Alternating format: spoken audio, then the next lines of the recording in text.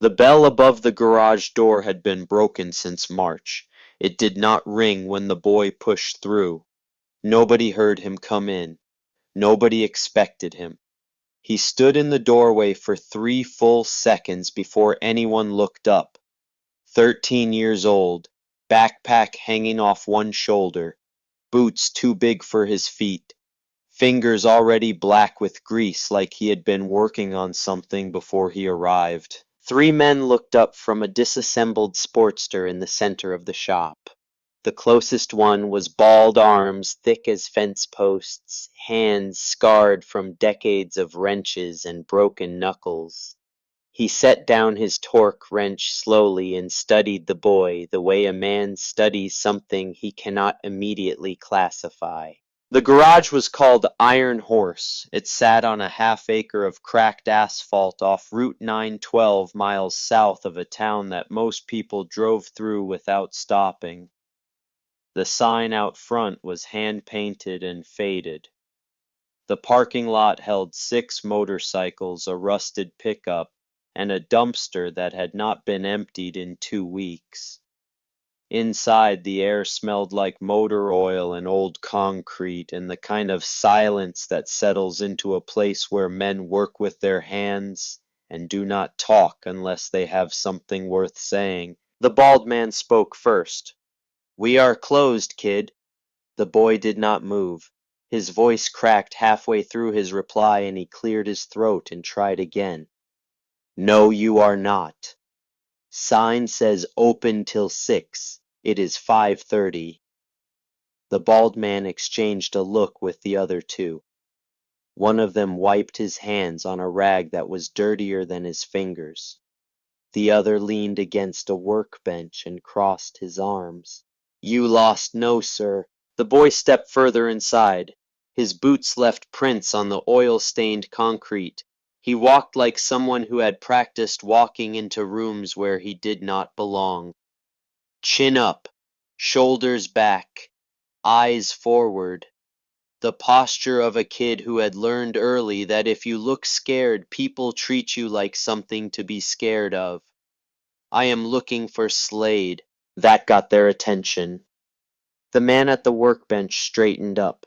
He was 65 years old with deep lines mapped across his face, some from squinting at motor parts under bad light, others from decisions he would never talk about.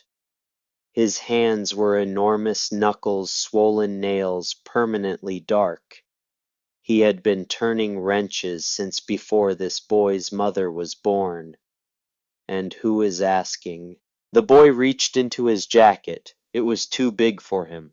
The sleeves had been rolled twice. He pulled out a faded photograph and held it up with both hands like a man presenting evidence in a courtroom.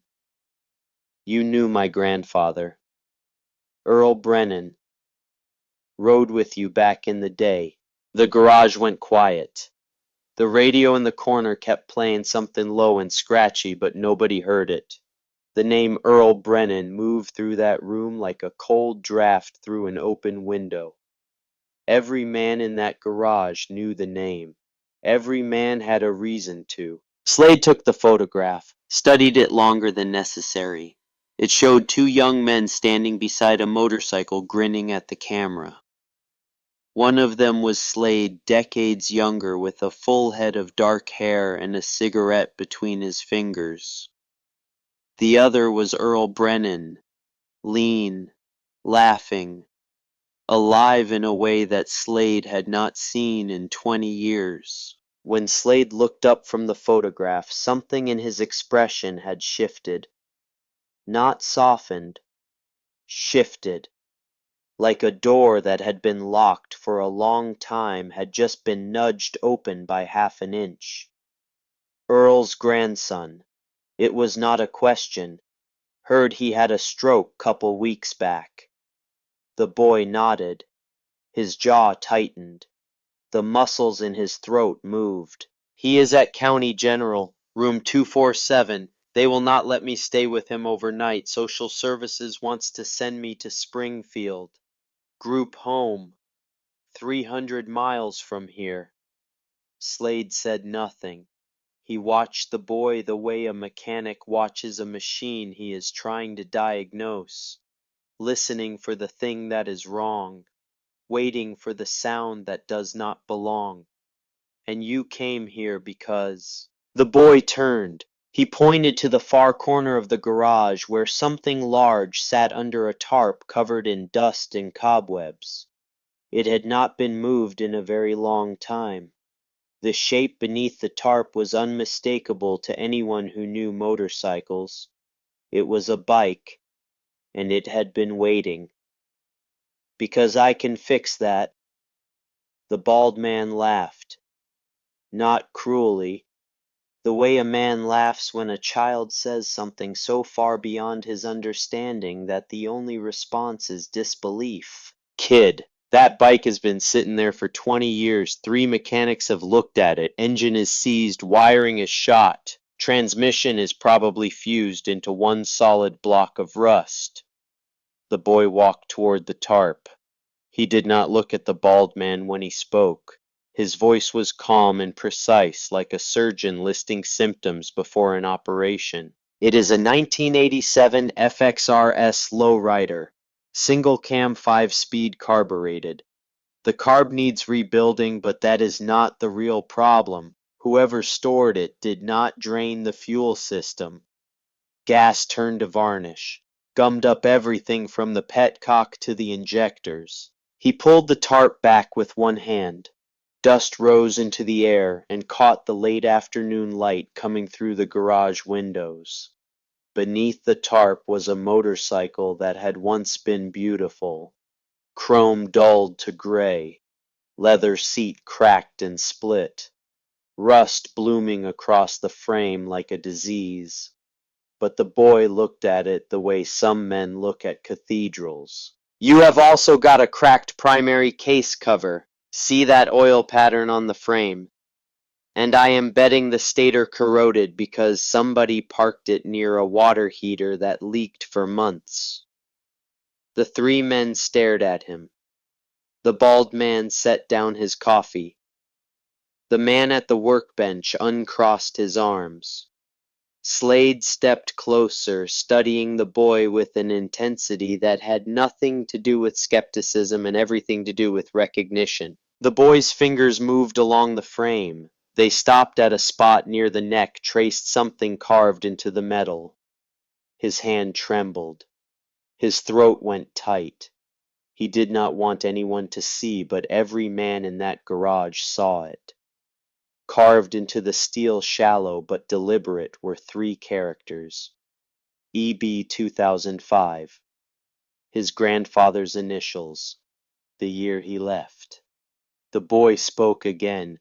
His voice had dropped to almost nothing. He told me about this bike, said he would teach me how to bring it back. We were going to do it together after I turned 14. He looked up at Slade. I am out of time. Social worker is coming Friday. If I do not have somewhere to go, somewhere stable, I am gone.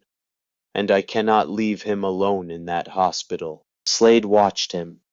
20 years of silence sat between the two of them. 20 years of a door that neither man had opened. And now this boy, this 13-year-old kid with grease on his fingers and his grandfather's tools in his backpack, was standing in front of it and asking to come inside. So what exactly are you proposing? The boy did not hesitate. I fix this bike. Prove I can earn my keep. You let me stay. I will work. I will clean. I will do whatever needs doing. I just need a place. Until what?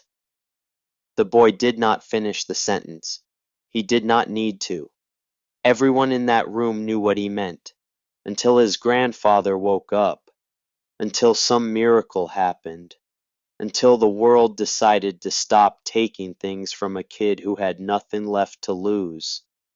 Slade stood there, arms crossed, face unreadable. Then he spoke. You got tools. The boy shrugged off his backpack and unzipped it. The bag hit the concrete with a heavy clank. Wrenches spilled out their chrome, worn to bare steel. A socket set bought before the boy was born. Screwdrivers with wooden handles smoothed by decades of grip. A torque wrench wrapped in an old bandana.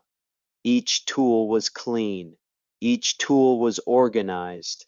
Each tool had been cared for the way a soldier cares for a weapon. These were Earl Brennan's tools, and the boy carried them the way Earl would have wanted them carried. 48 hours, Slade said. You get that bike running, we will talk about the rest. But you do not sleep here. You do not make a mess. And if you steal anything, I will call the cops myself. The boy nodded so hard his neck cracked. Slade looked at the bald man. Grizz, get him a work light and a stool. Kid is gonna need both. The bald man, whose name was Grizz, did not argue. He had watched the boy's hands when the boy touched the motorcycle. Grizz had been turning wrenches for 41 years. He had trained mechanics. He had fired mechanics. He knew the difference between a kid who had watched videos on the internet and a kid who had learned from a man who loved him. This boy had learned from a man who loved him. Grizz brought the work light. He brought the stool. He set them beside the bike without a word. Then he went back to his workbench and pretended to work on the Sportster. But his eyes kept drifting back to the corner. The boy knelt beside the Harley and began. He started the way his grandfather had taught him. Assess before you act. Listen before you touch. Understand the machine before you try to fix it. He walked around the bike 3 times, crouching at different angles, running his fingers along seams and joints. He pressed his ear to the engine casing and tapped the cylinder heads with his knuckle, listening for the difference between solid metal and corrosion. A hollow ring meant the aluminum was sound. A dull thud meant rot had set in from the inside.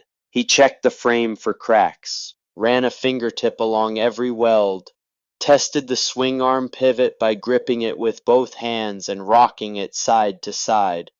There was play in it, not much, but enough that a man riding at highway speed would feel something loose in the bones of the machine. He crouched beside the rear wheel and examined the sprocket. The teeth were worn on one side, which told him the chain had been running at an angle. Misaligned. Somebody had adjusted it wrong a long time ago and then ridden it that way until the damage became permanent. Every flaw was a chapter in the bike's history. Every worn surface told him something about the man who rode it, and the miles he covered, and the care he did or did not give to the machine that carried him. And this bike had been cared for deeply and then abandoned suddenly. The kind of abandonment that happens when a man walks away from everything he loves in a single night and does not look back. Then he opened his grandfather's tool roll and laid everything out on the concrete floor in a grid. Wrenches arranged by size, sockets in order, screwdrivers separated by type. A system, a ritual. The same way Earl Brennan had done it every Sunday morning in a garage that smelled like coffee and Old Spice. The boy could close his eyes and see it. The old man at his workbench, steam rising from the mug, the radio playing oldies, the patient sound of metal against metal. The world outside that garage did not exist on Sunday mornings. It was just the two of them, and whatever needed fixing. The boy pulled the spark plugs first, examined each one under the work light, carbon buildup on the electrodes, gap too wide on 2 of them. He set them aside, removed the air cleaner cover. The filter inside had disintegrated into gray dust. He cataloged each problem in his head, building a map of everything that needed to happen. Everything that needed to be undone before it could be put back together. He did not know that Grizz was watching every movement, noting every technique, counting every careful step. He did not know that Slade had retreated to the office and was sitting at his desk with the faded photograph in his hands, staring at his old friend's face and trying to remember the last thing Earl Brennan had said to him before he walked out that door 20 years ago. And he did not know that somewhere across town in a rented office above a hardware store, a man named Marshall Pratt was reviewing a case file with Cole Brennan's name on the top, stamping it with a red date 3 days from now, and noting the transfer destination as Springfield Residential Youth Center bed, 14 Ward C. All the boy knew was this: he had 48 hours to finish what his grandfather started, and he was not going to waste a single minute. 7 hours in the sun had gone down. The other mechanics had left one by one, each glancing at the boy in the corner on their way out. Nobody said goodbye to him. Nobody said good luck. They just looked the way men look at something they are not sure they believe yet, and then they were gone. The last one to leave was a man named Diesel. Tall, thin, quiet in the way that some men are quiet because they have used up all their words on things that did not matter and have none left for the things that do. Diesel stopped at the door and watched the boy for a full minute. Then he reached into his vest, pulled out a tube of hand salve, and set it on the tool chest nearest the door. He did not say who it was for. He did not need to. The parking lot emptied. Engines faded down Route 9 until there was nothing left but crickets and the hum of the overhead fluorescent that buzzed in a frequency only young ears could hear. The garage was dark except for the cone of white light from the work lamp. Moths circled the bulb. The boy worked in their shadows. He had removed the carburetor completely, set it on a clean rag, and was disassembling it piece by piece with a patience that did not belong to a 13-year-old. His fingers moved with the precision of a watchmaker. Each tiny jet, each needle valve, each gasket surface examined and catalogued and placed in sequence. He did not rush. Rushing was what amateurs did. His grandfather had taught him that.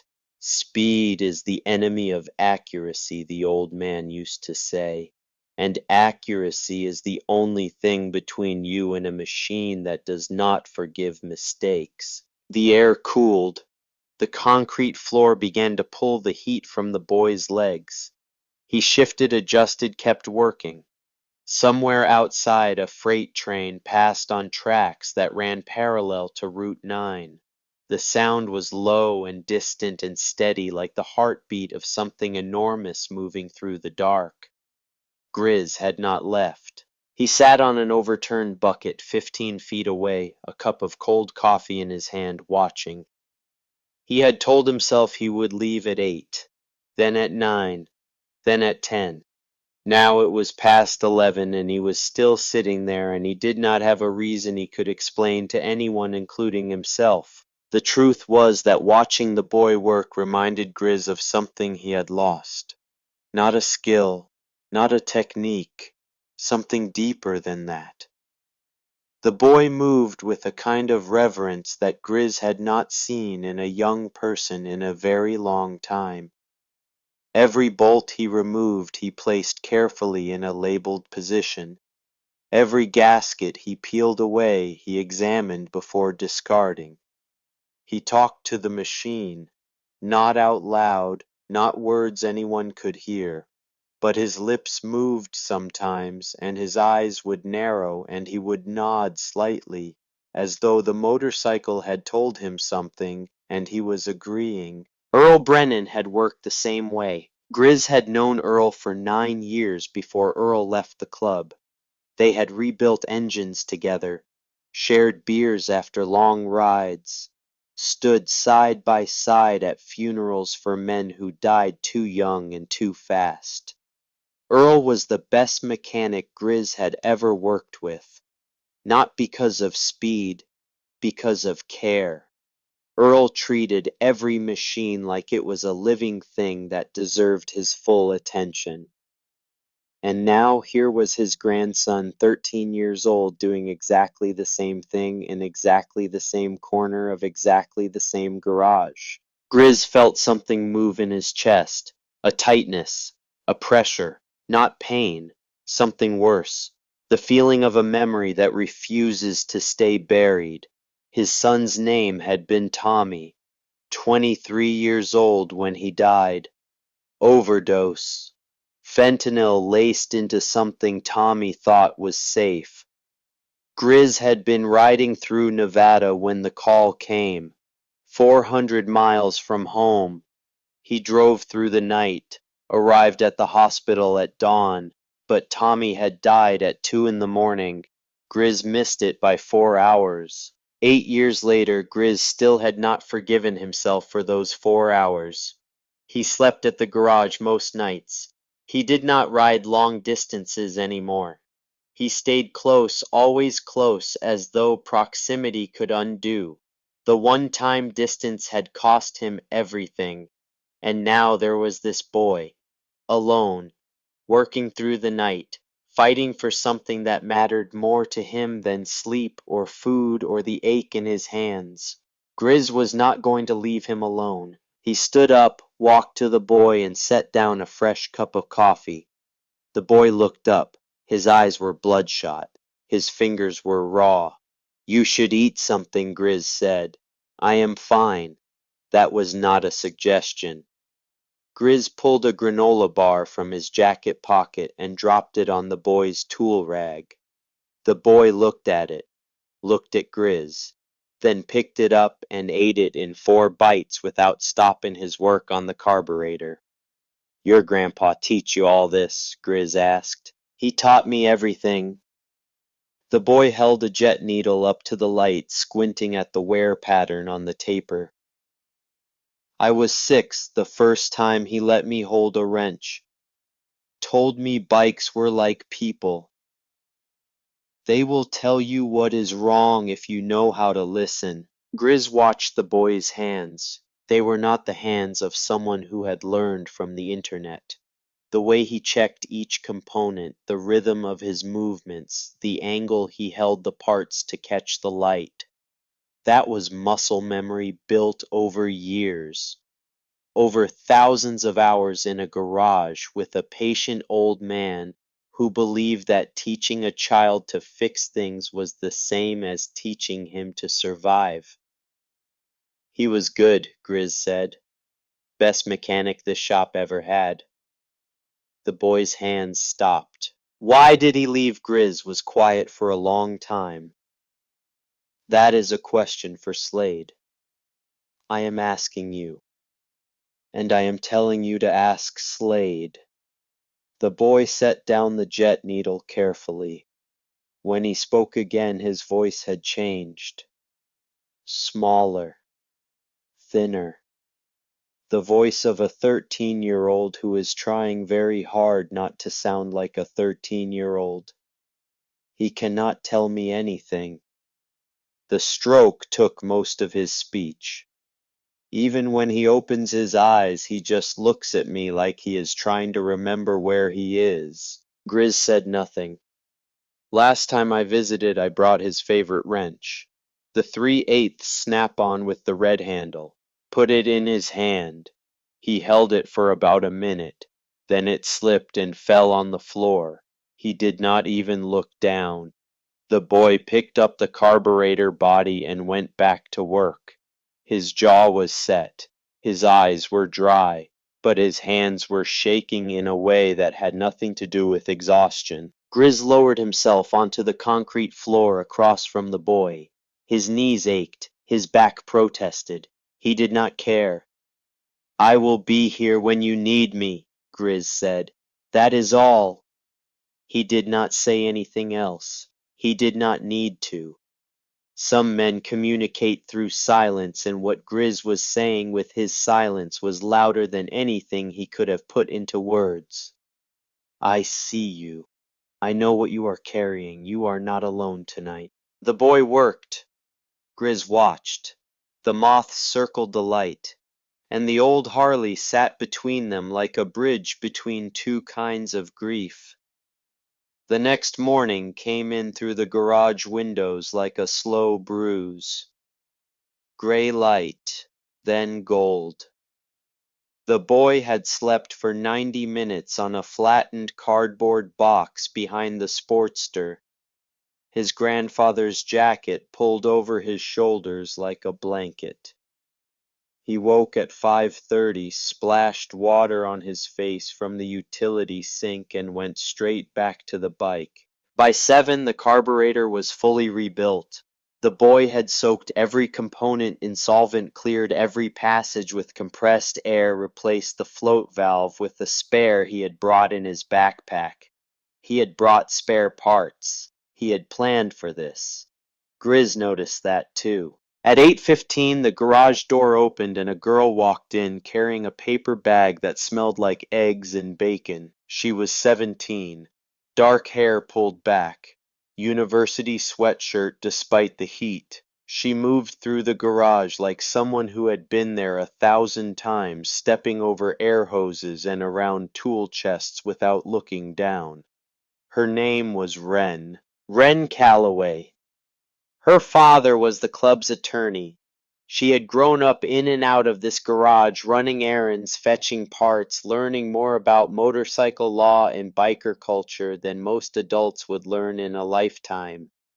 She was sharp, direct, the kind of young woman who made eye contact when she talked and did not look away until she had gotten the answer she wanted. She looked at the boy, then at the scattered engine parts. Then at Grizz, who was still sitting on the same bucket he had occupied all night. You are the kid. The boy looked up from the fuel line he was cleaning. Cole, Wren Calloway. My dad handles legal for the club. She set the paper bag down between them, pulled out 2 wrapped sandwiches, tossed one to the boy, kept the other. Have you eaten? The boy shook his head.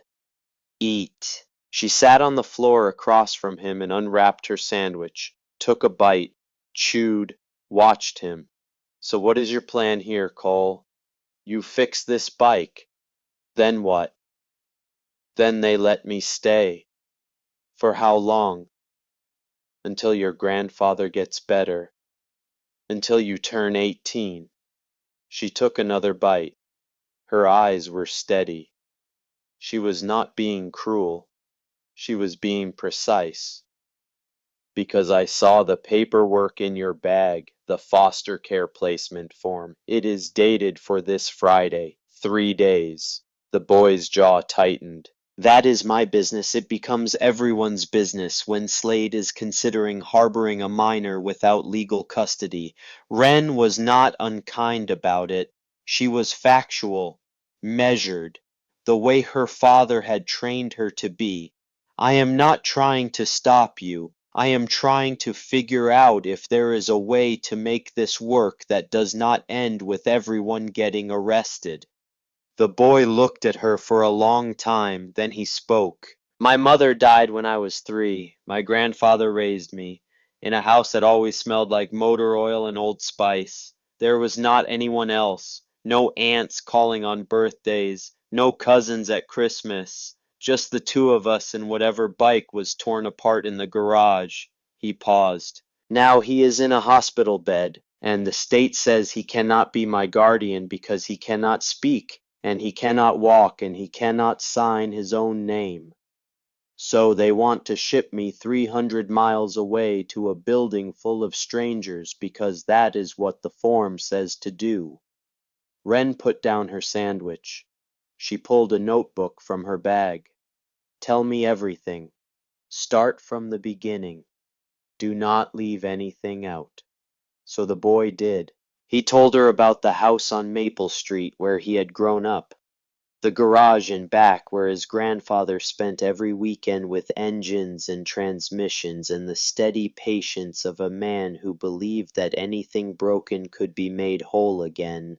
He told her about learning to read a torque specification before he could read a chapter book, about the first time he successfully rebuilt a carburetor age 9 while his grandfather sat beside him and nodded without saying a word because the nod was enough. He told her about the stroke, how it came on a Tuesday afternoon while his grandfather was watching television, how the old man had tried to stand up and his right side simply stopped working like someone had pulled the plug on half his body, how Cole had called 911 from the kitchen phone with steady hands and a voice that did not crack because his grandfather had taught him that panic helps nothing and action helps everything. He told her about the hospital, the ventilator, the feeding tube, the doctors who spoke in percentages and probabilities and never once looked him in the eye. He told her about Marshall Pratt, the social worker who showed up 2 days later with a clipboard and a form that had already been filled out. Springfield Residential Youth Center, Bed 14, Ward C, 300 miles from the only person on earth who knew his name. Wren wrote notes, asked questions, did not promise anything. When she finally closed the notebook, she spoke carefully. There might be options. Emergency kinship placement if we can establish a connection between you and someone here. Slade has fostered before, a long time ago. If his certification can be renewed and if he is willing, I do not need charity.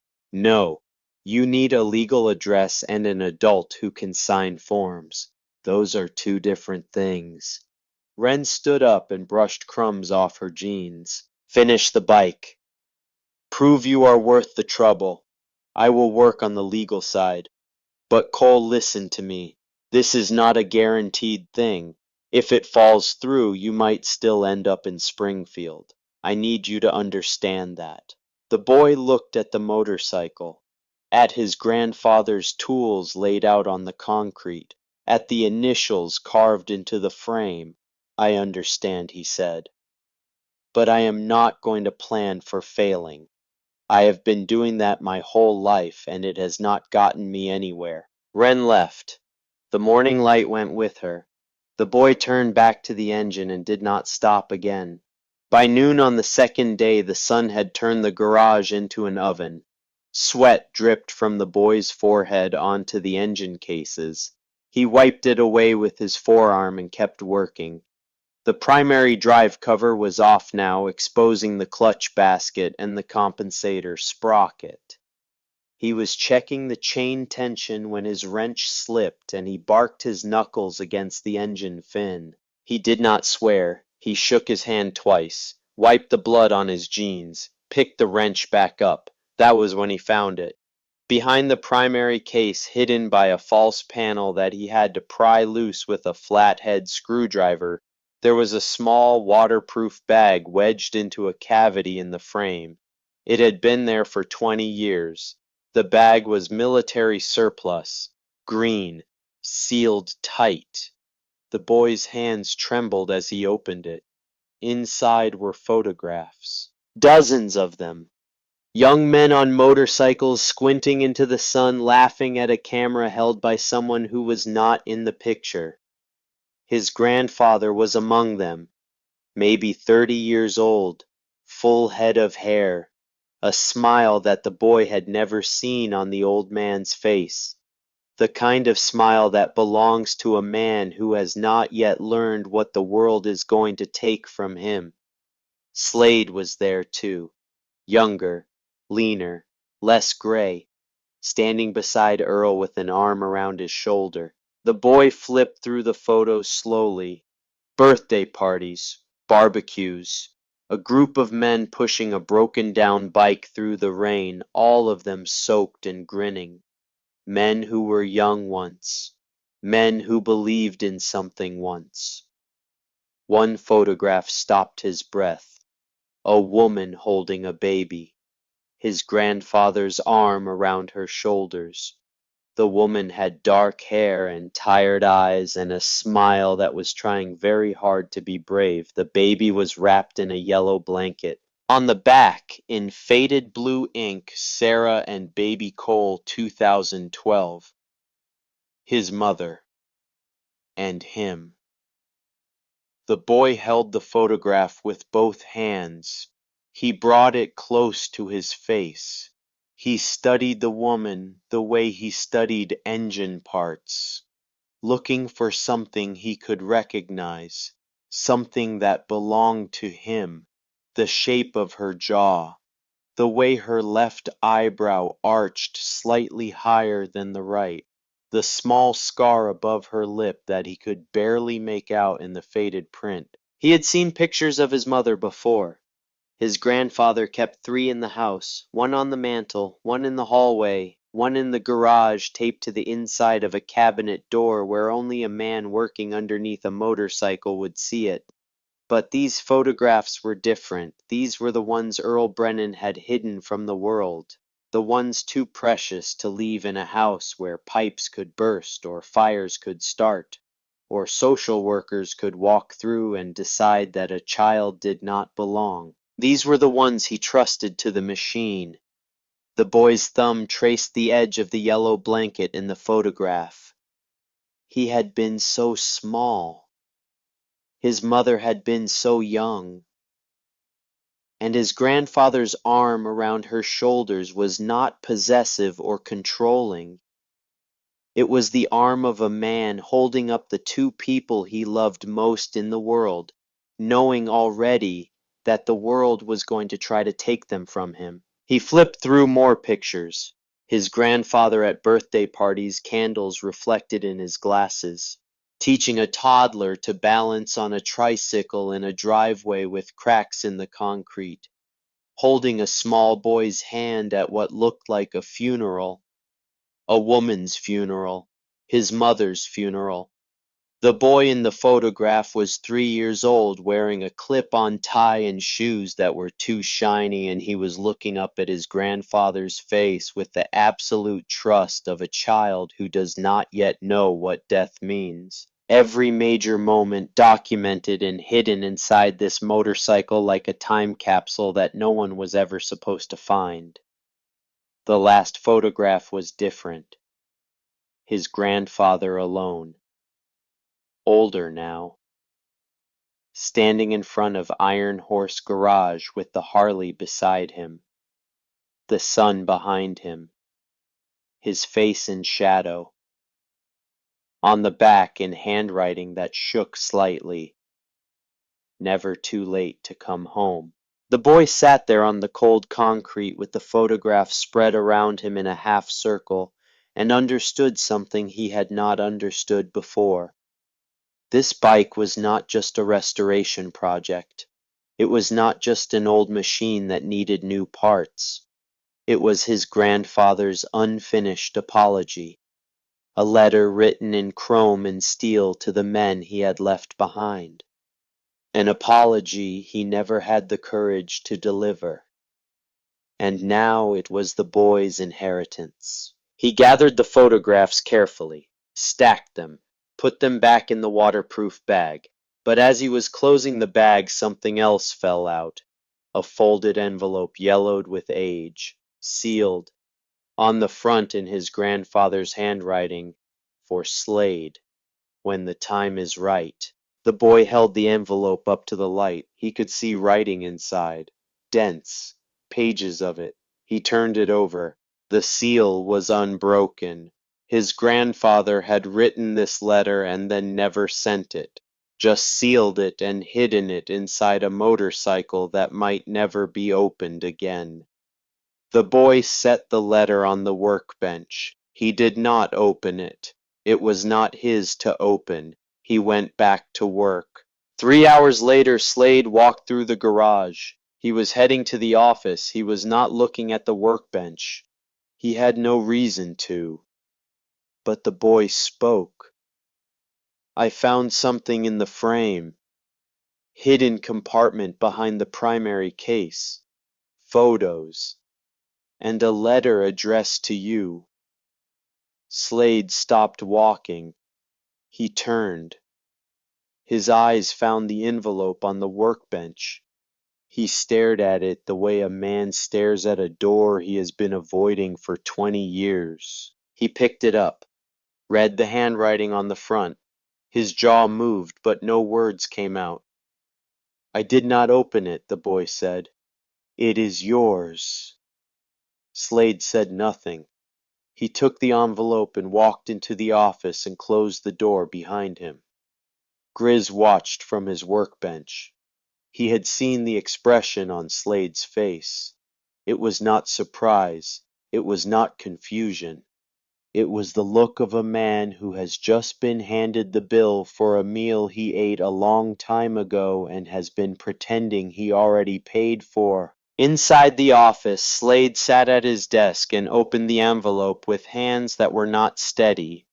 3 pages of Earl Brennan's handwriting. Small, neat. The handwriting of a man who had thought about every word before he put it down. The letter began simply. It said, "I am writing this because I need you to know the truth about why I left. Not the version I told you, the real one," Slade read. Slade. The letter described a night in November 2004. Earl had been doing the books for the club. He handled the finances because nobody else wanted to, and because he was good with numbers. That November he found a discrepancy. $16,000 missing from the Veterans Assistance Fund. The club had raised the money at a charity ride. It was supposed to go to the VA hospital in Henderson for new equipment. It did not get there. Earl traced the money. It led to a man named Vern Kessler. Vern had been a member for 6 years. Good rider, popular. He organized the poker runs and the holiday toy drives.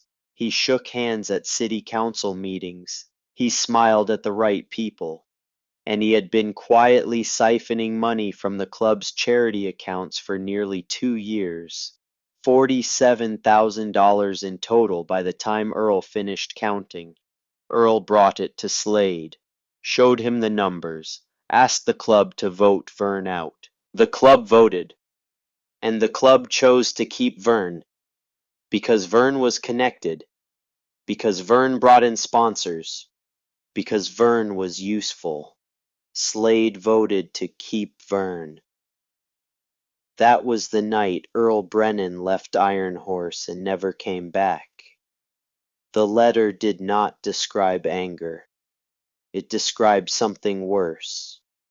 Disappointment.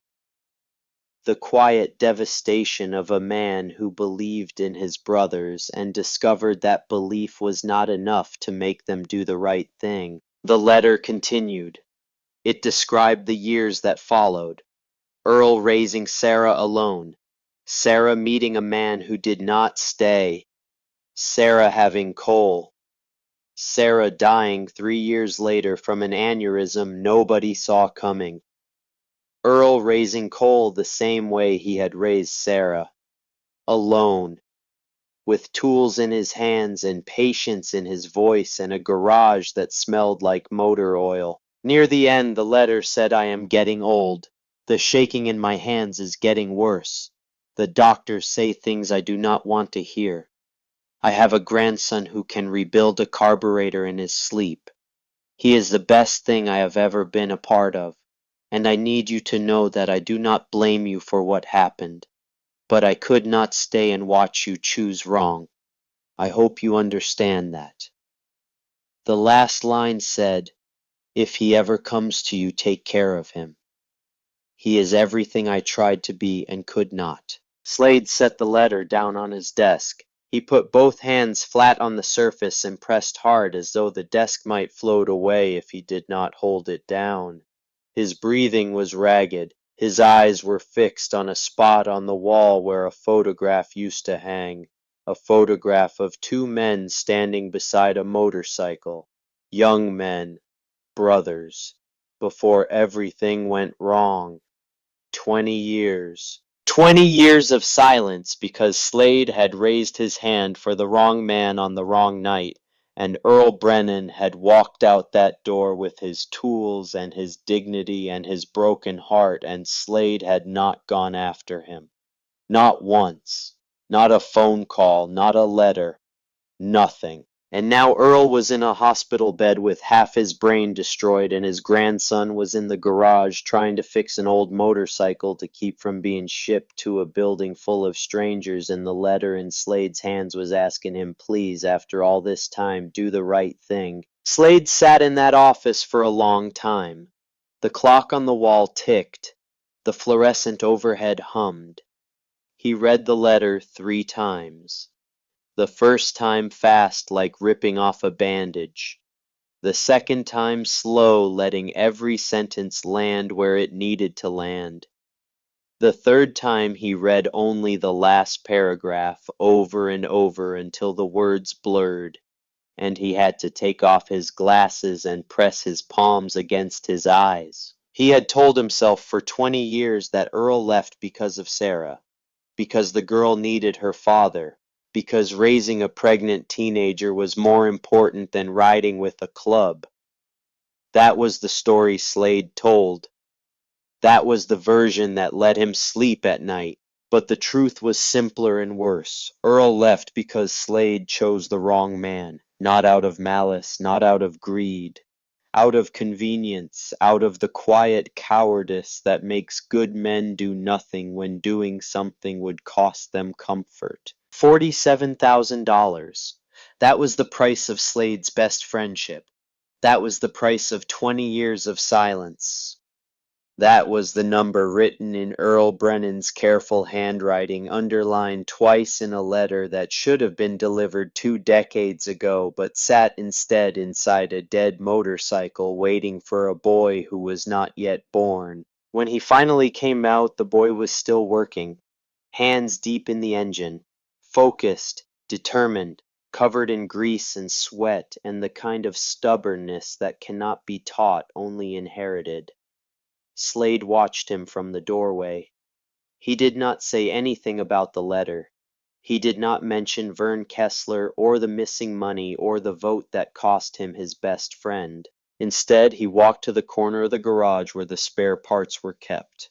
Old shelves lined with boxes that had not been moved in years. Dust on everything. He reached for the top shelf, his shoulder cracking as he stretched and pulled down a box that had been there longer than most men in the club. Inside were new clutch plates, still in the original packaging.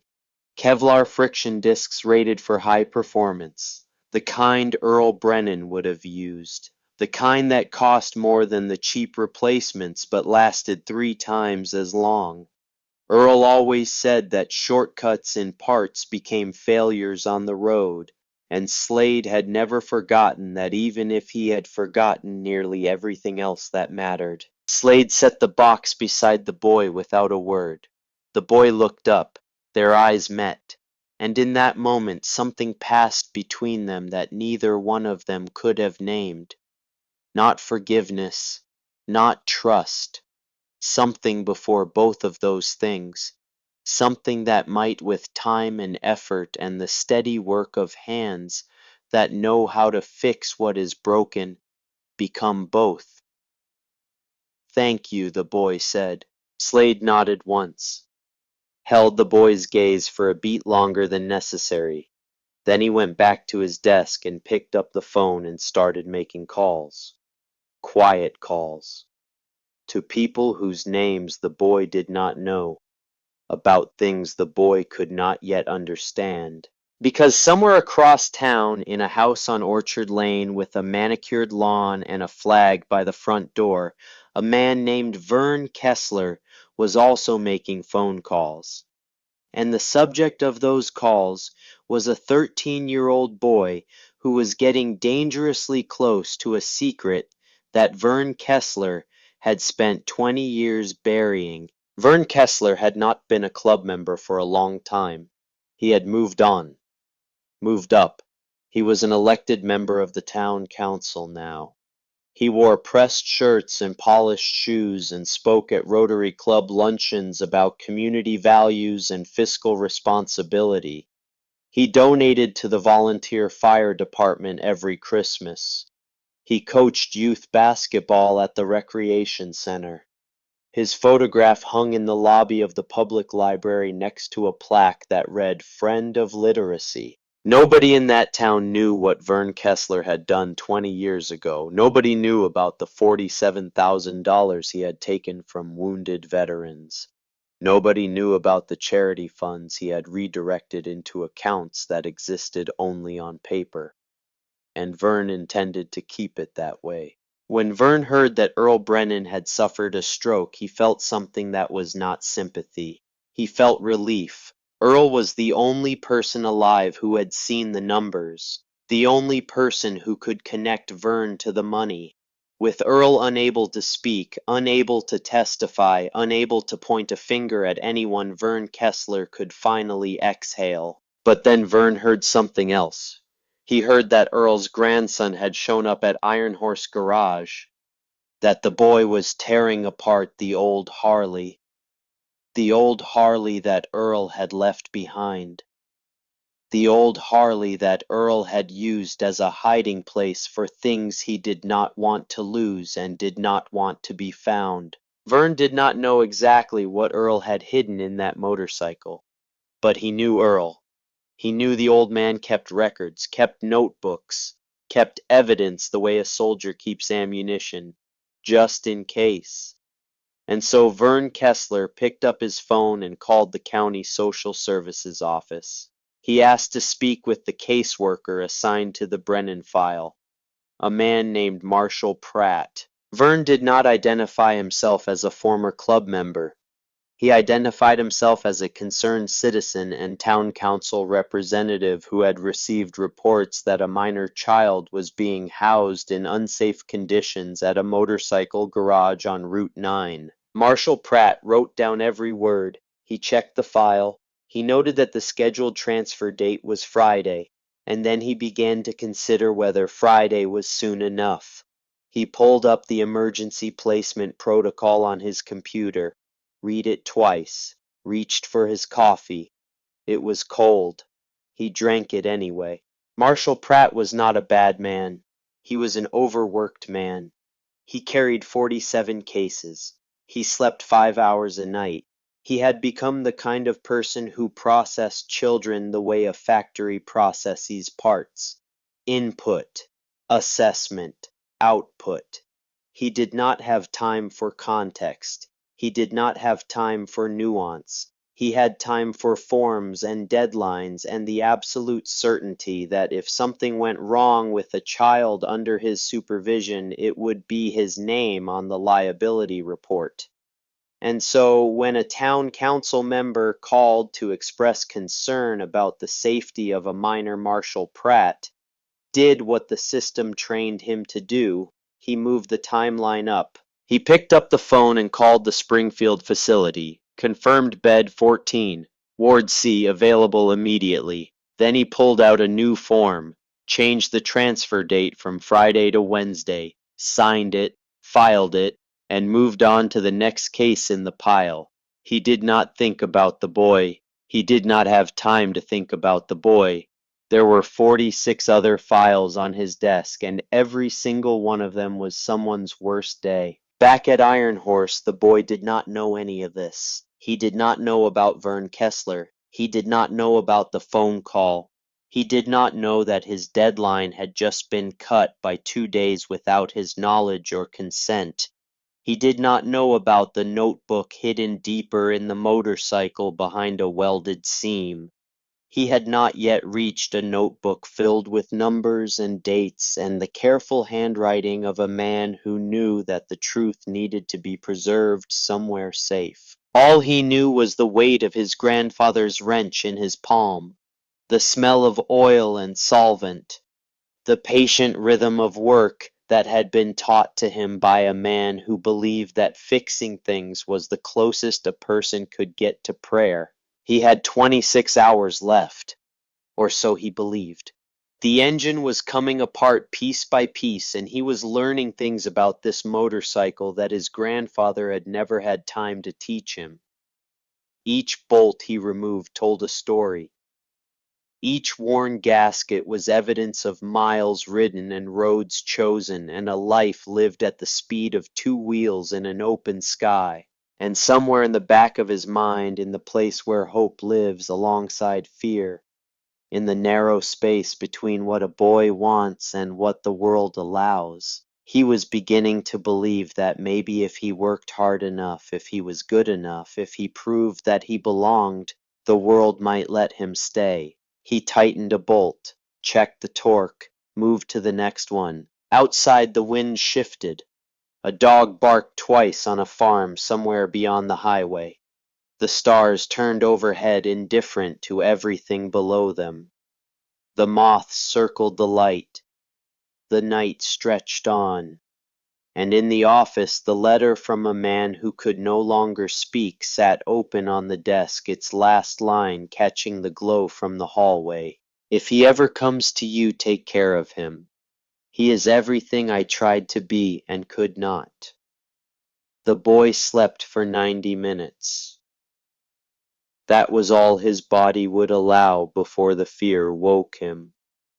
He had curled up on a flattened cardboard box behind the Sportster, his grandfather's jacket pulled over his shoulders like a blanket, and he had dreamed of the hospital, of the old man's face, of the machines that breathed for him, of the hand that used to hold a wrench with the certainty of a surgeon and now lay flat on a white sheet, fingers open, palm up, as though waiting for someone to place something in it that would make everything work again.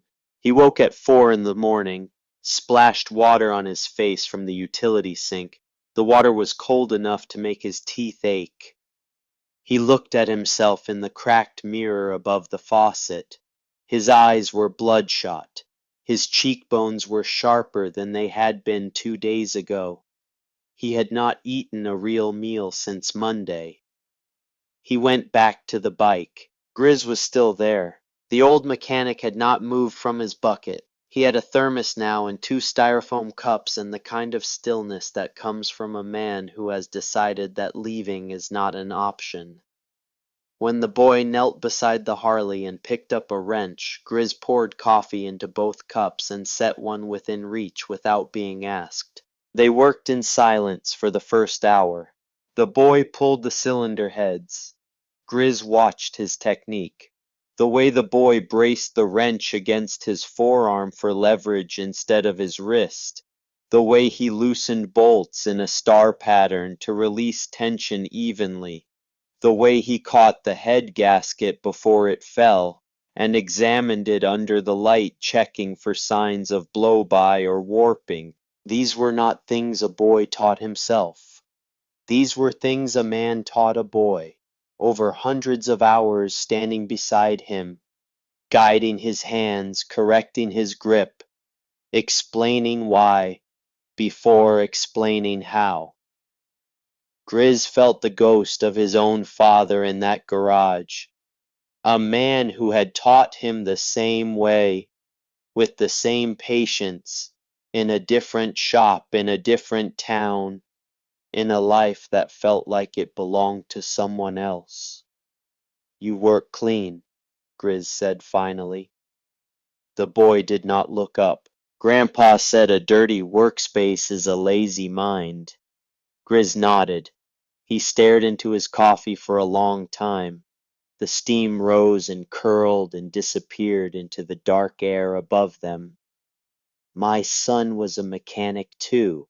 The boy's hands paused, not stopped, paused, the way a man pauses when he hears something in a voice that tells him to listen carefully. Tommy, good hands, quick learner, Could have been the best in this shop if he had wanted it. Grizz took a drink.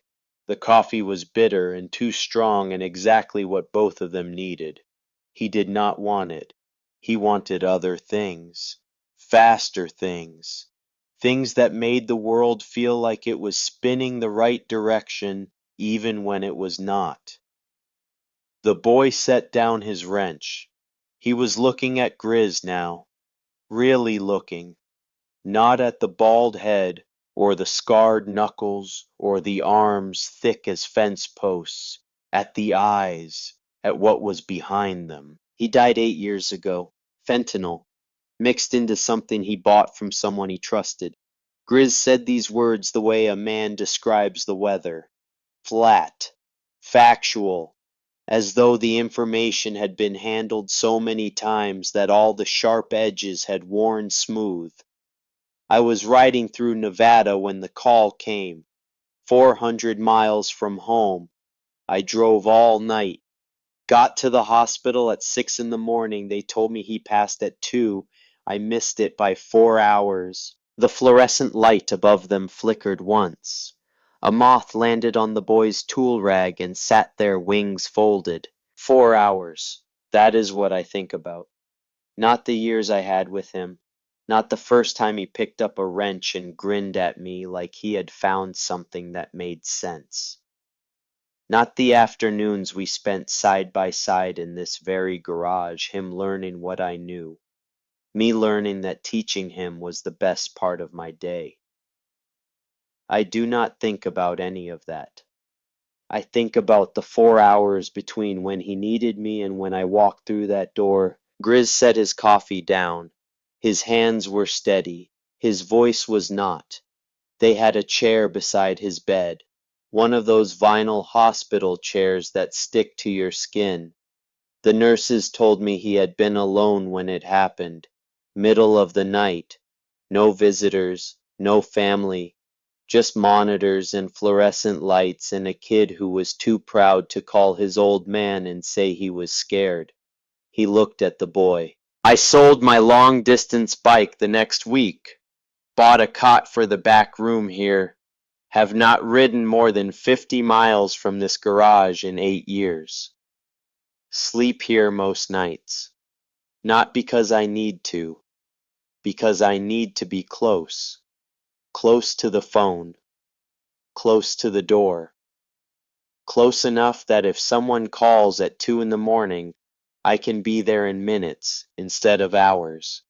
The boy absorbed this the way oil absorbs into metal, slowly, completely, without making a sound.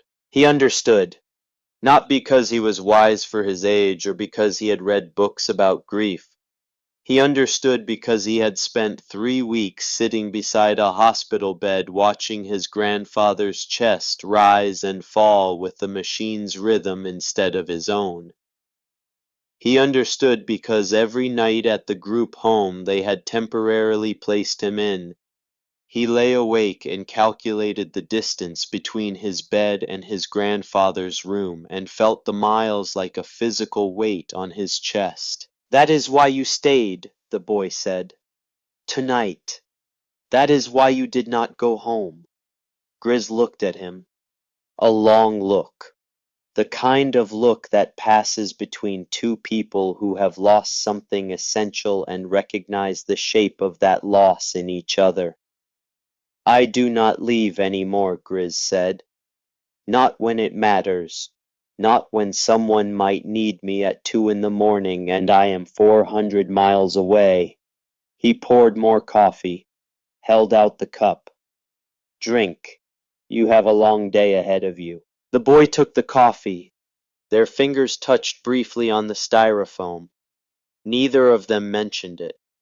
Neither of them needed to. They went back to work. By 9 in the morning, the engine cases were split. The crankshaft was outlaid on a clean towel, the connecting rod still attached.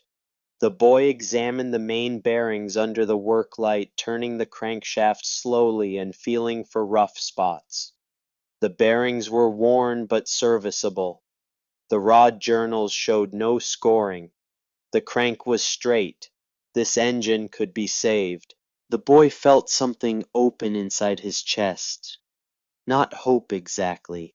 Something more practical than hope. Certainty. The kind of certainty that comes from holding evidence in your hands and knowing that the numbers add up.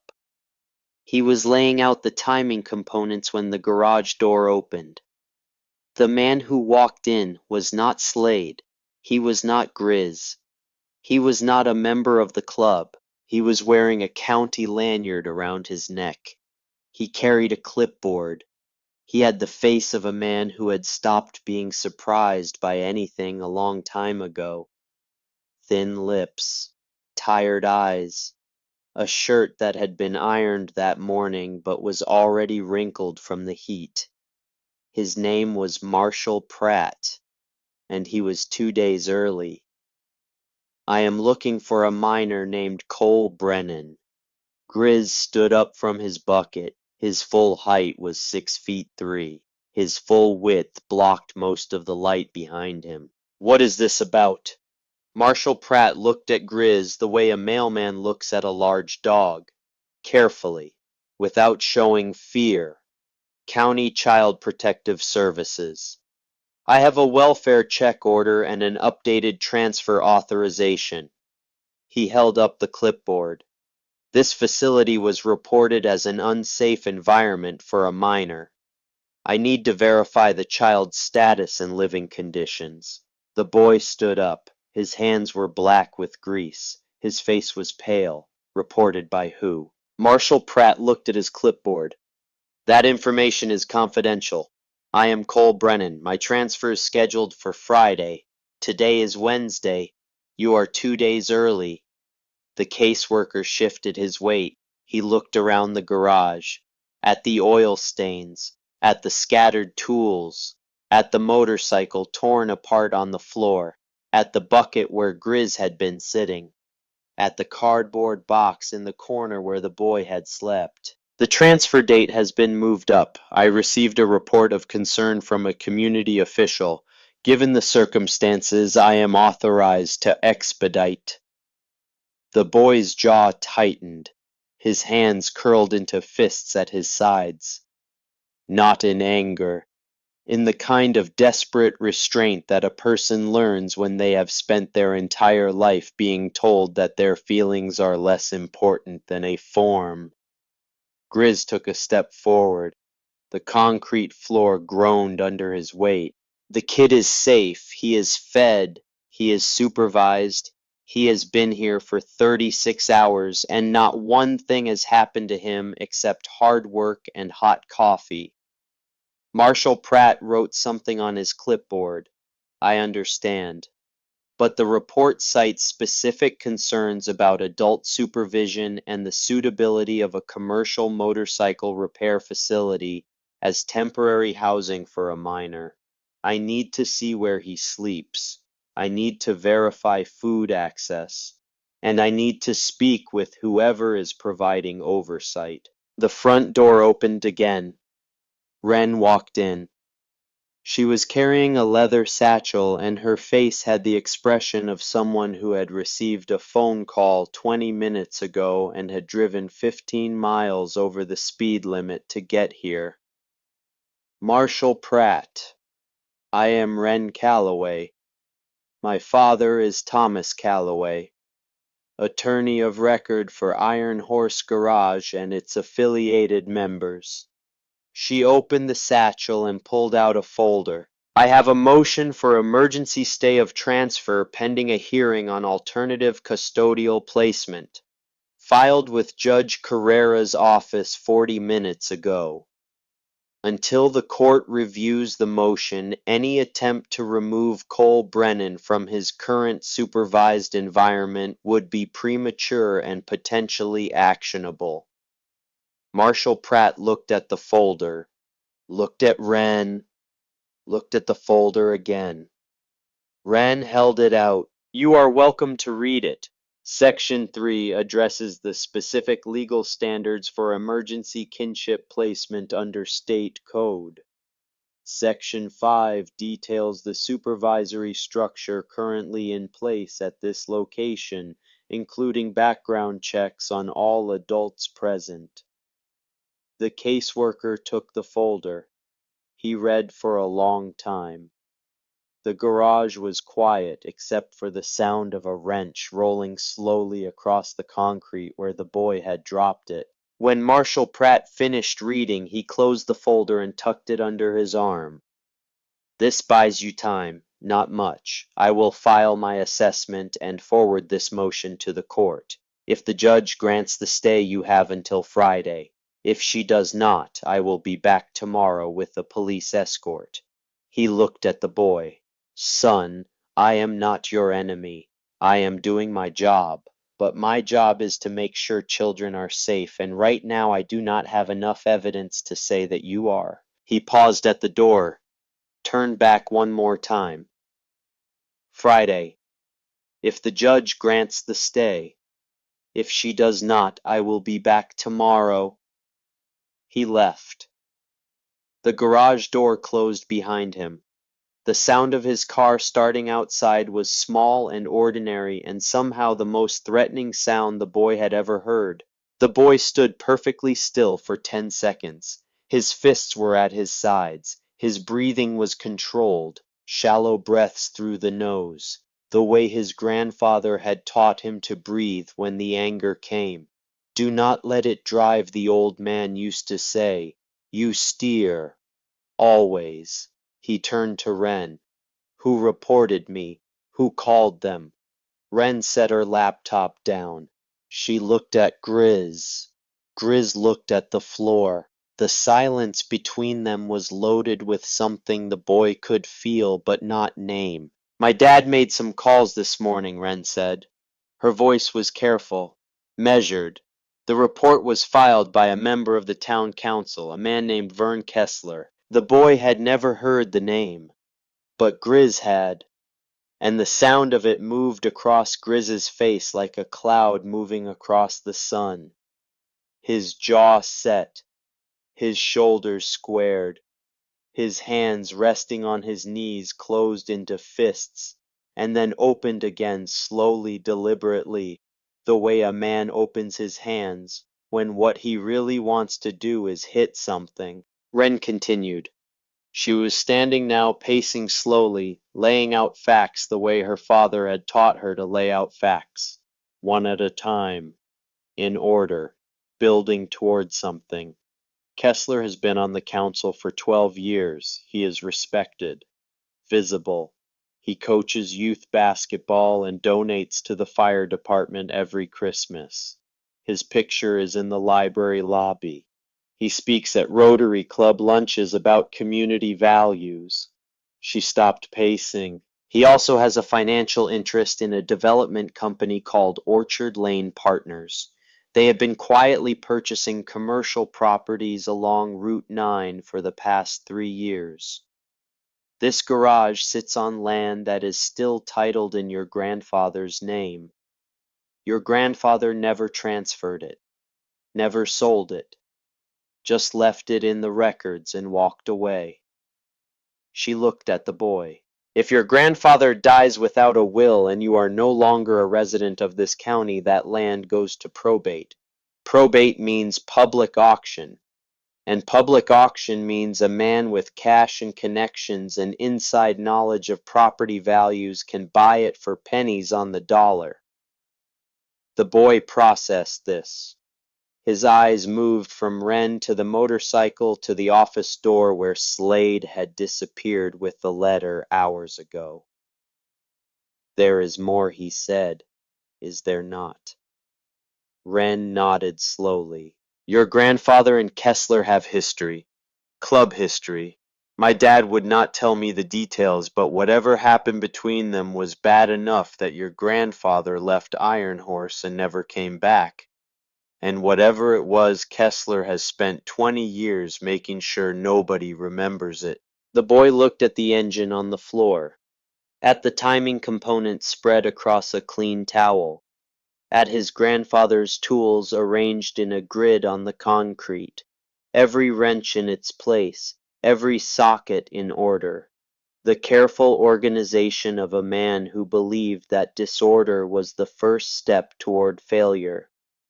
Then I better finish this bike before anyone else comes through that door. He knelt, picked up the wrench, and went back to work. But something had changed. The fear was still there. The urgency was still there. But underneath both of those things, something new had taken root. Not anger exactly. Something colder. Something more focused. The understanding that this was not just about a motorcycle and a place to sleep. This was about a man who had taken money from veterans and betrayed his brothers and spent 20 years hiding behind a suit and a smile. And this was about a boy whose grandfather had hidden the truth inside a machine because he believed that someday someone would come along who cared enough to find it. The boy worked faster now, not carelessly, faster. His hands moved with a precision that bordered on fury. He had the pistons out by noon.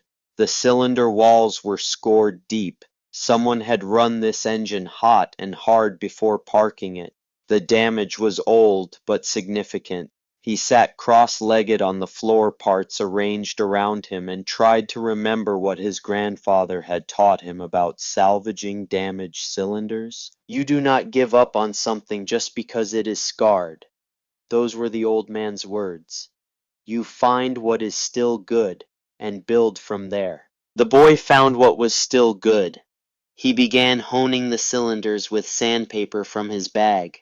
Different grits, coarse to smooth, working in a crosshatch pattern that would hold oil and help the new rings seal.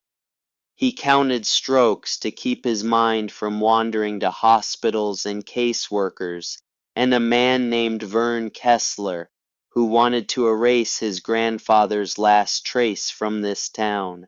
30 strokes per section. Rotate. 30 more.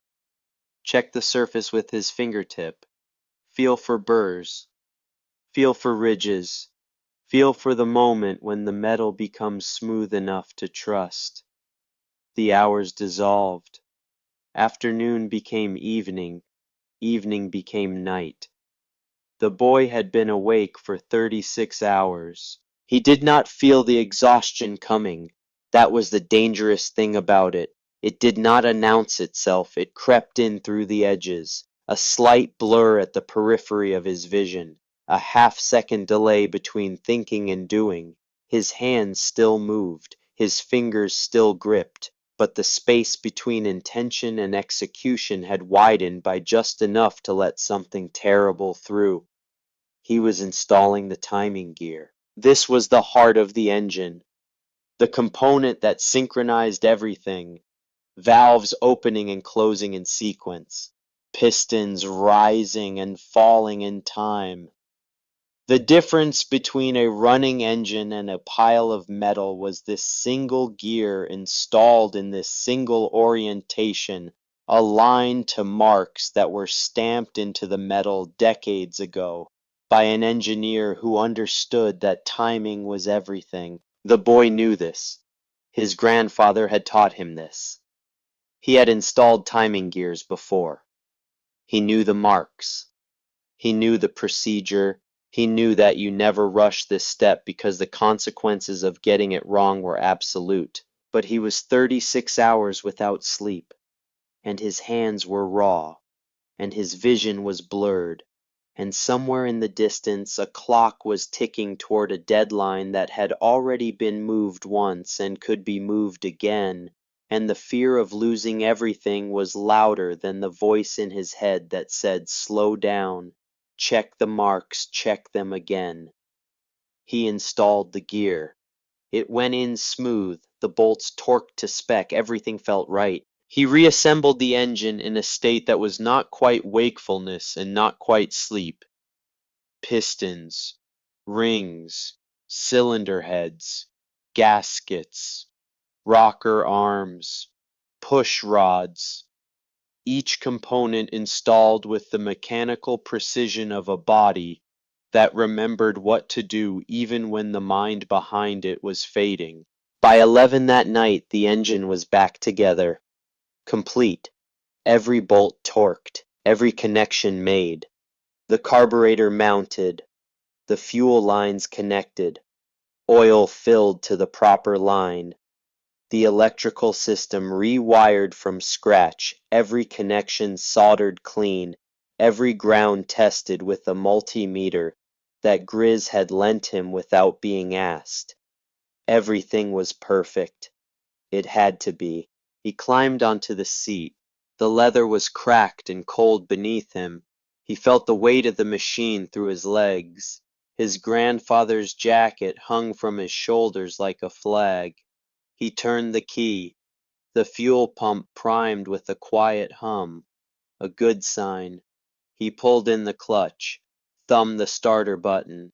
The engine turned over once, twice, caught with a stuttering sound that almost became a roar, then it died. He tried again, the starter cranked, the engine turned, but nothing caught. No combustion, no life, just the mechanical grinding of parts moving without purpose like a heart that beats but cannot pump. Again.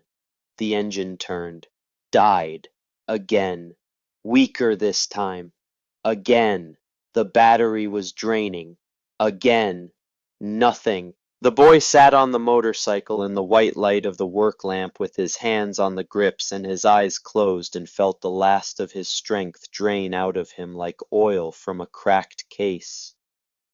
Grizz moved first. He walked to the bike and crouched beside the engine. He listened to the cranking sound. His expression changed. Something he heard. Something he recognized. Pop the timing cover. The boy looked at him. I already said it. The marks are aligned. I checked. Pop the timing cover, Grizz said again. Not a command. A request from a man who had been listening to engines for 41 years and knew the sound of one that was out of time. The boy's hands trembled as he removed the bolts. When the cover came off, Grizz leaned in with a flashlight. Then Grizz sat back on his heels and let out a long breath through his nose. The timing mark was 180 degrees off. The gear was installed backwards. The engine was firing at exactly the wrong moment. Every time the spark plug fired, the piston was at the bottom of its stroke instead of the top. Every combustion event was happening in reverse. The engine would never run this way, not in 1,000 years of cranking. Such a simple mistake. The kind of mistake that a first-year apprentice would catch on a Tuesday afternoon with a full night of sleep behind him. But the boy had not slept in 36 hours. He had not eaten a real meal in 2 days. He was 13 years old and terrified, and his grandfather was dying in a hospital bed, and a man in a suit was trying to take his home, and the one thing he could control, the one thing he was supposed to be good at, the one thing his grandfather had spent 7 years teaching him to do, perfectly he had gotten wrong. The boy slid off the motorcycle. His knees hit the concrete. His hands went flat on the floor. His head dropped between his arms and his shoulders shook. He did not make a sound. That was the worst part. The crying was silent. The grief was silent, the way a child cries when he has learned that making noise brings attention and attention brings pain. The way a child cries when he has spent his whole life being strong for someone else and has finally reached the place where strength runs out and there is nothing left but the raw, unguarded truth of a boy who is alone and afraid and cannot fix the one thing that matters most. The photographs from the hidden compartment sat on the workbench behind him. His grandfather's young face, his mother's tired smile, the yellow blanket, the inscription that said never too late to come home. It was too late. That was what the boy felt in his bones. Too late for the motorcycle. Too late for his grandfather. Too late for a home that existed only in photographs hidden inside a machine that he had just destroyed with a mistake so simple that a child should have caught it. Grizz did not touch him. He sat on the floor 3 feet away and waited. He understood that there are moments when a person needs to break before they can be put back together, and the kindest thing you can do is stay close and stay quiet and let the breaking happen without trying to stop it. He had learned this the hard way, in a hospital room, beside an empty bed, at 6 in the morning, 4 hours too late. After 2 minutes the boy spoke. His voice was destroyed, scraped raw. The voice of someone who has swallowed every scream he has ever wanted to scream and is now paying for it all at once. I am sorry, Grandpa. I am so sorry. I had one thing to do and I could not even do that right. He was talking to a man who was not there.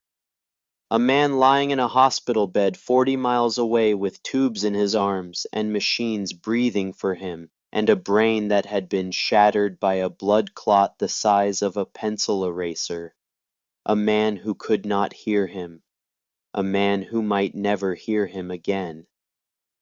I am sorry. Grizz leaned forward. He put one hand on the boy's shoulder. Not heavy, just present. Your grandpa did not teach you to finish bikes alone. He taught you to start them. The boy looked up. His face was wet. His eyes were red. Grizz held his gaze. Now let me show you how we finish them together. The boy stared at him. Grizz did not blink, did not look away, did not offer a smile or a joke, or any of the things that adults use to minimize a child's pain. He just sat there, hand on the boy's shoulder, and meant every word. From across the garage, Slade's voice carried.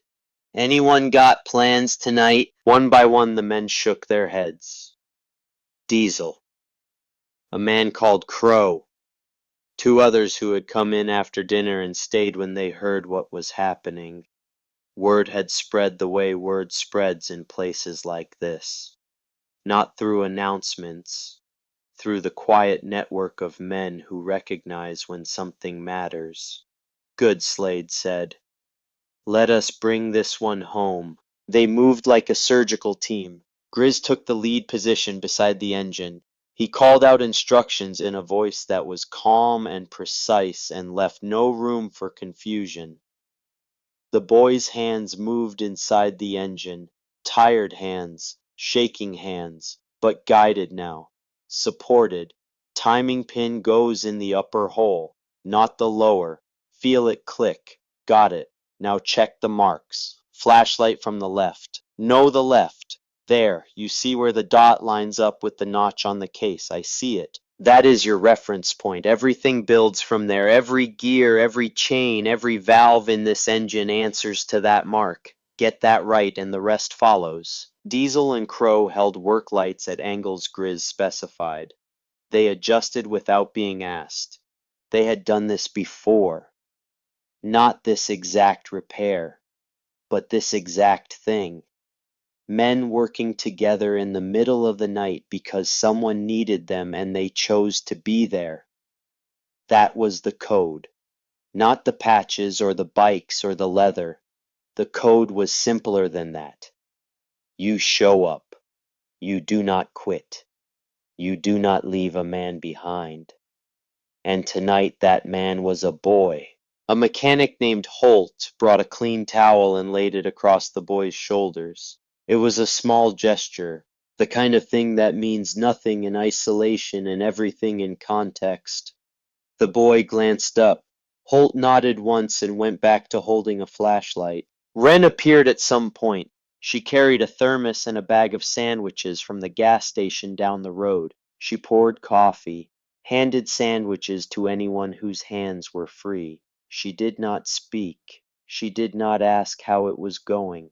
She squeezed the boy's shoulder once as she passed behind him, and then sat in her corner with her laptop open typing something that the boy was too exhausted to wonder about. Slade did not work on the bike. He stood in the doorway of his office and watched. He made phone calls, more quiet conversations, his voice low enough that the boy could not hear the words but could feel the weight of them. Something was happening, something beyond the engine and the timing gear and the 48 hours that were almost gone, something that Slade had been avoiding for 20 years and could not avoid any longer. At 1 in the morning, Grizz let the boy reinstall the timing gear himself, slowly. Triple check the marks before you tighten anything. There is no clock right now. There is just you and this gear and doing it right. The boy's hands had stopped shaking. He did not know when. Somewhere between the second cup of coffee and the moment Crow told a joke about a mechanic and a chicken that was not funny but made everyone laugh anyway, because laughter was the only thing keeping the exhaustion at bay. He aligned the marks, checked them against the manual Diesel had pulled up on a phone, checked them again with the flashlight at a different angle, checked them a third time by feel alone, running his fingertip over the alignment dots the way his grandfather had taught him, slowly, without rushing, the way you do something when you understand that getting it right is more important than getting it done. Only when Grizz nodded did he torque the bolts to spec. They reassembled the rest of the engine together, Grizz calling out torque values, Diesel handing tools, Crow wiping down gasket surfaces before they were sealed, Holt keeping the work lights steady, the boy installing each component with hands that were raw and cracked and utterly certain. They had the engine back together by the time dawn broke through the garage windows. First light came in gold and pink and landed on the chrome of the motorcycle like a benediction. The bike looked different now. Not new, not restored, but alive in a way it had not been alive in 20 years. The engine cases were clean. The carburetor gleamed. The exhaust pipes caught the morning light and threw it back across the garage in long streaks of amber. More people had arrived during the night, summoned by phone calls and texts, and the particular frequency of urgency that men like these can sense the way animals sense weather. They lined the walls of the garage, 15 men, some in leather, some in work clothes, some in pajama pants and boots pulled from beds they did not want to leave to stand in a garage and watch a 13-year-old boy try to start a dead man's motorcycle. Nobody spoke. The only sound was the boy's breathing and the soft click of the key turning in the ignition. The boy climbed onto the seat. The garage went silent. The kind of silence that has weight. The kind that presses against your eardrums and makes you aware of your own heartbeat. He turned the key. The fuel pump hummed. He pulled in the clutch, took a breath that filled his entire chest, held it, thought of his grandfather's hands over his, thought of Sunday mornings, thought of the old man's voice saying, "You do not give up on something just because it is scarred," and hit the starter. The engine turned over once, twice. On the third revolution it caught with a sound that filled the garage like thunder rolling down a canyon. Deep, clean, strong, 87 horsepower waking up after 20 years of silence. The exhaust note was perfect. A low rumble that climbed and settled into an idle so smooth it sounded like music. The walls vibrated. The tools on the workbenches trembled. The coffee in the cups shivered. Someone cheered. Then everyone was cheering, hands clapping the boy's back, voices overlapping. Grizz nodded once slowly the way a man nods when something he was not sure he believed in turns out to be true. But the boy did not cheer. He did not pump his fist or shout or cry. He sat on his grandfather's motorcycle with both hands on the grips and felt the heartbeat of the machine through his legs and his spine and his chest. It was the same rhythm his grandfather's heart used to make when the boy fell asleep on the old man's chest as a child.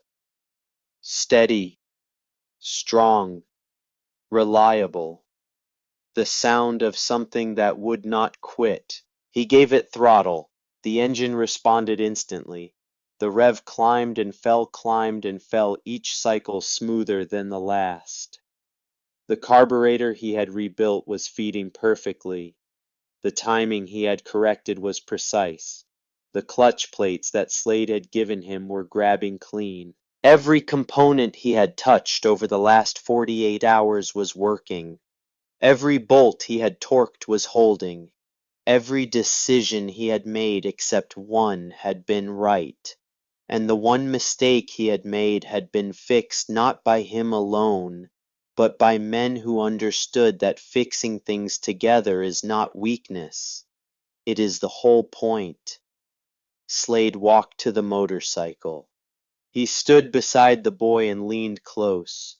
His voice was barely audible over the engine. "Shut it down. We need to talk." The boy turned the key. The engine died. The silence that followed was enormous. It filled the garage the way water fills a glass, right to the brim, trembling at the edge. Slade looked at him. For a long time. The way a man looks at something he thought he had lost and suddenly found in a place he was not expecting. Then Slade spoke, and what he said changed everything. He did not raise his voice. He did not pace. He stood in front of the boy like a man standing before a jury, except the jury was one kid on a motorcycle and 15 men who already knew most of what he was about to say, but had never heard him say it out loud.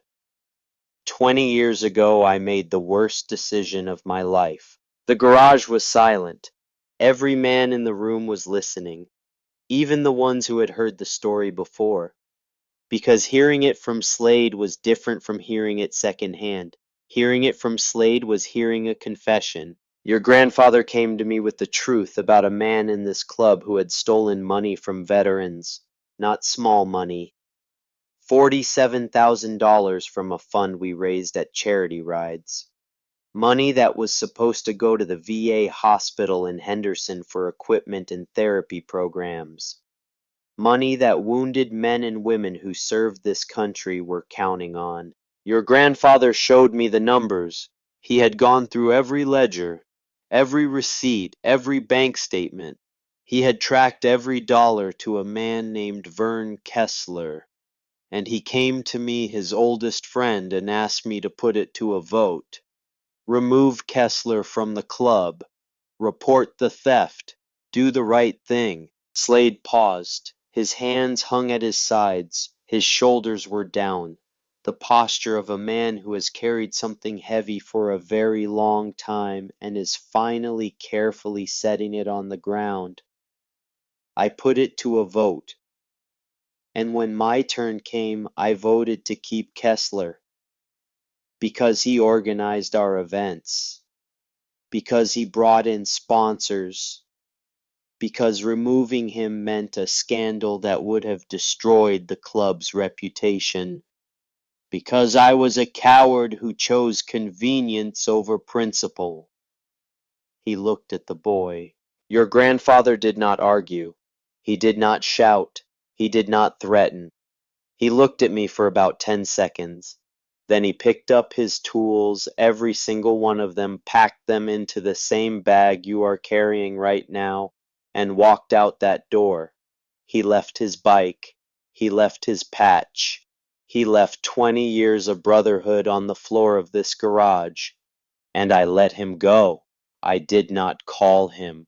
I did not write. I did not apologize.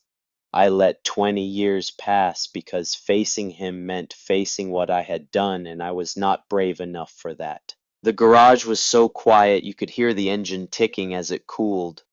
Metal contracting. Heat escaping. the sound of something that had been running hard and was finally coming to rest. That man's name is Vern Kessler. He is on the town council now. He wears suits. He shakes hands at fundraisers. And he is the one who called social services on you. Not because he cares about your safety, because he is afraid of what your grandfather hid inside this motorcycle. Because he knows that Earl Brennan was the kind of man who kept evidence.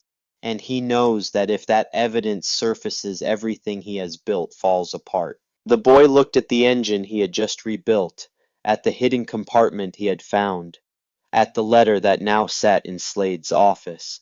"I know about the letter," the boy said. "But there is more, is there not?" Slade nodded. "Your grandfather kept records, a notebook, dates, amounts, account numbers. He hid it somewhere in this bike before he left. I never found it because I never looked.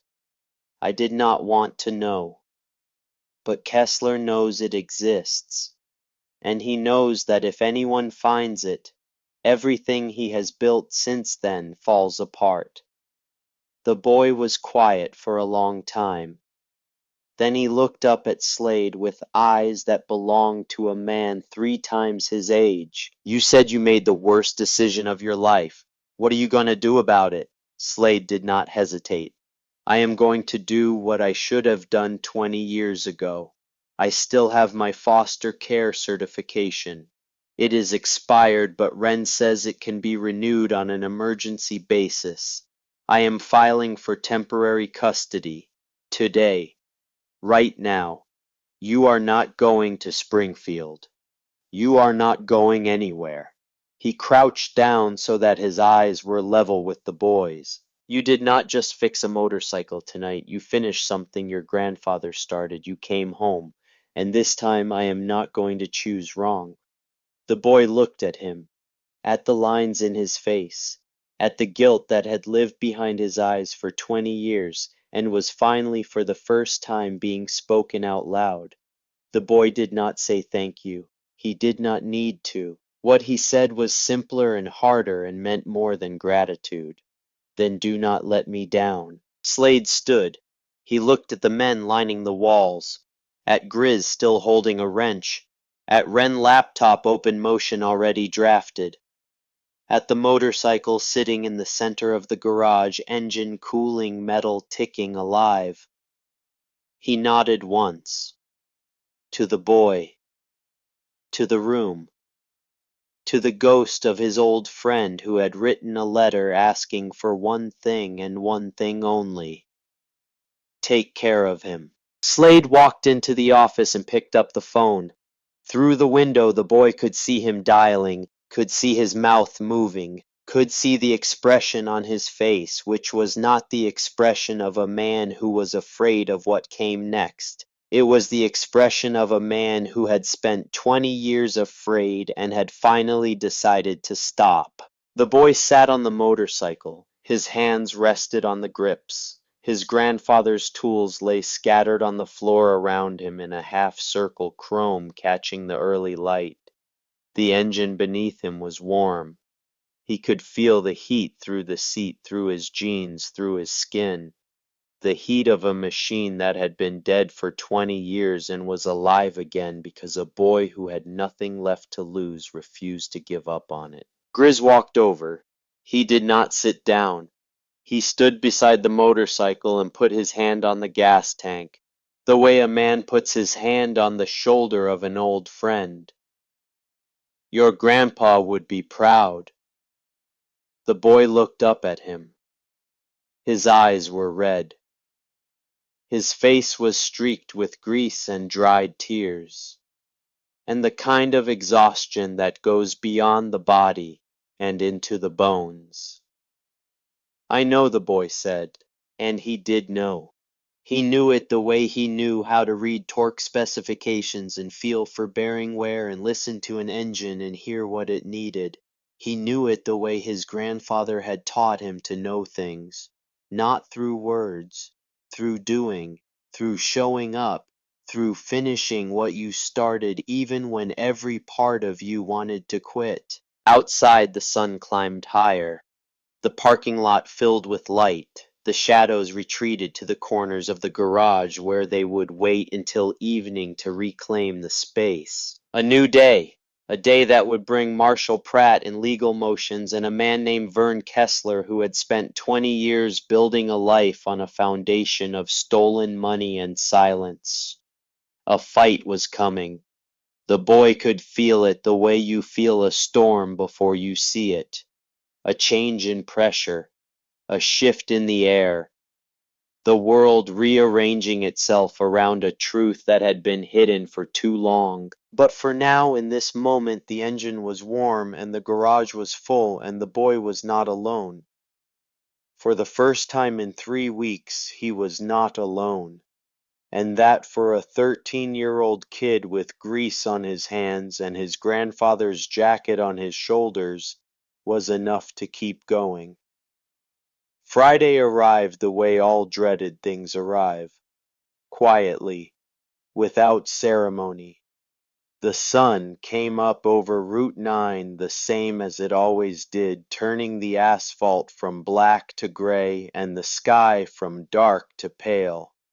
The parking lot of Iron Horse Garage held 9 motorcycles, a rusted pickup, and a white sedan with a county seal on the door. Marshall Pratt was early, 8:15 in the morning. He stood beside his car with a manila folder under his arm and a uniformed deputy standing 3 paces behind him. The deputy was young, maybe 25. He looked uncomfortable the way a man looks uncomfortable when he has been told to do something that does not sit right but is technically within the boundaries of his job. Inside the garage, the boy was already awake. He had slept 4 hours on the cot that Grizz had set up in the storage room. A real cot this time with a pillow and a blanket that Wren had brought from her own house. The room was small. Concrete walls, a single window near the ceiling that let in a rectangle of gray light. But it was clean, and it was his.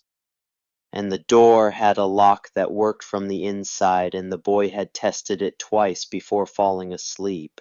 He was standing at the utility sink, splashing water on his face when he heard the car doors. He dried his hands on a shop rag, put on his grandfather's jacket, walked out into the garage.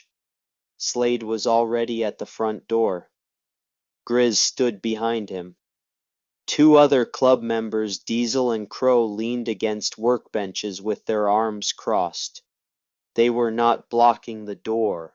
They were simply present, the way mountains are present, the way walls are present, large, quiet, impossible to ignore. Wren arrived 90 seconds after Marshall Pratt. She was carrying the leather satchel. Her hair was pulled back tight. She was wearing a blazer over her university sweatshirt, which was the closest thing to a courtroom outfit a 17-year-old could assemble at 7 in the morning.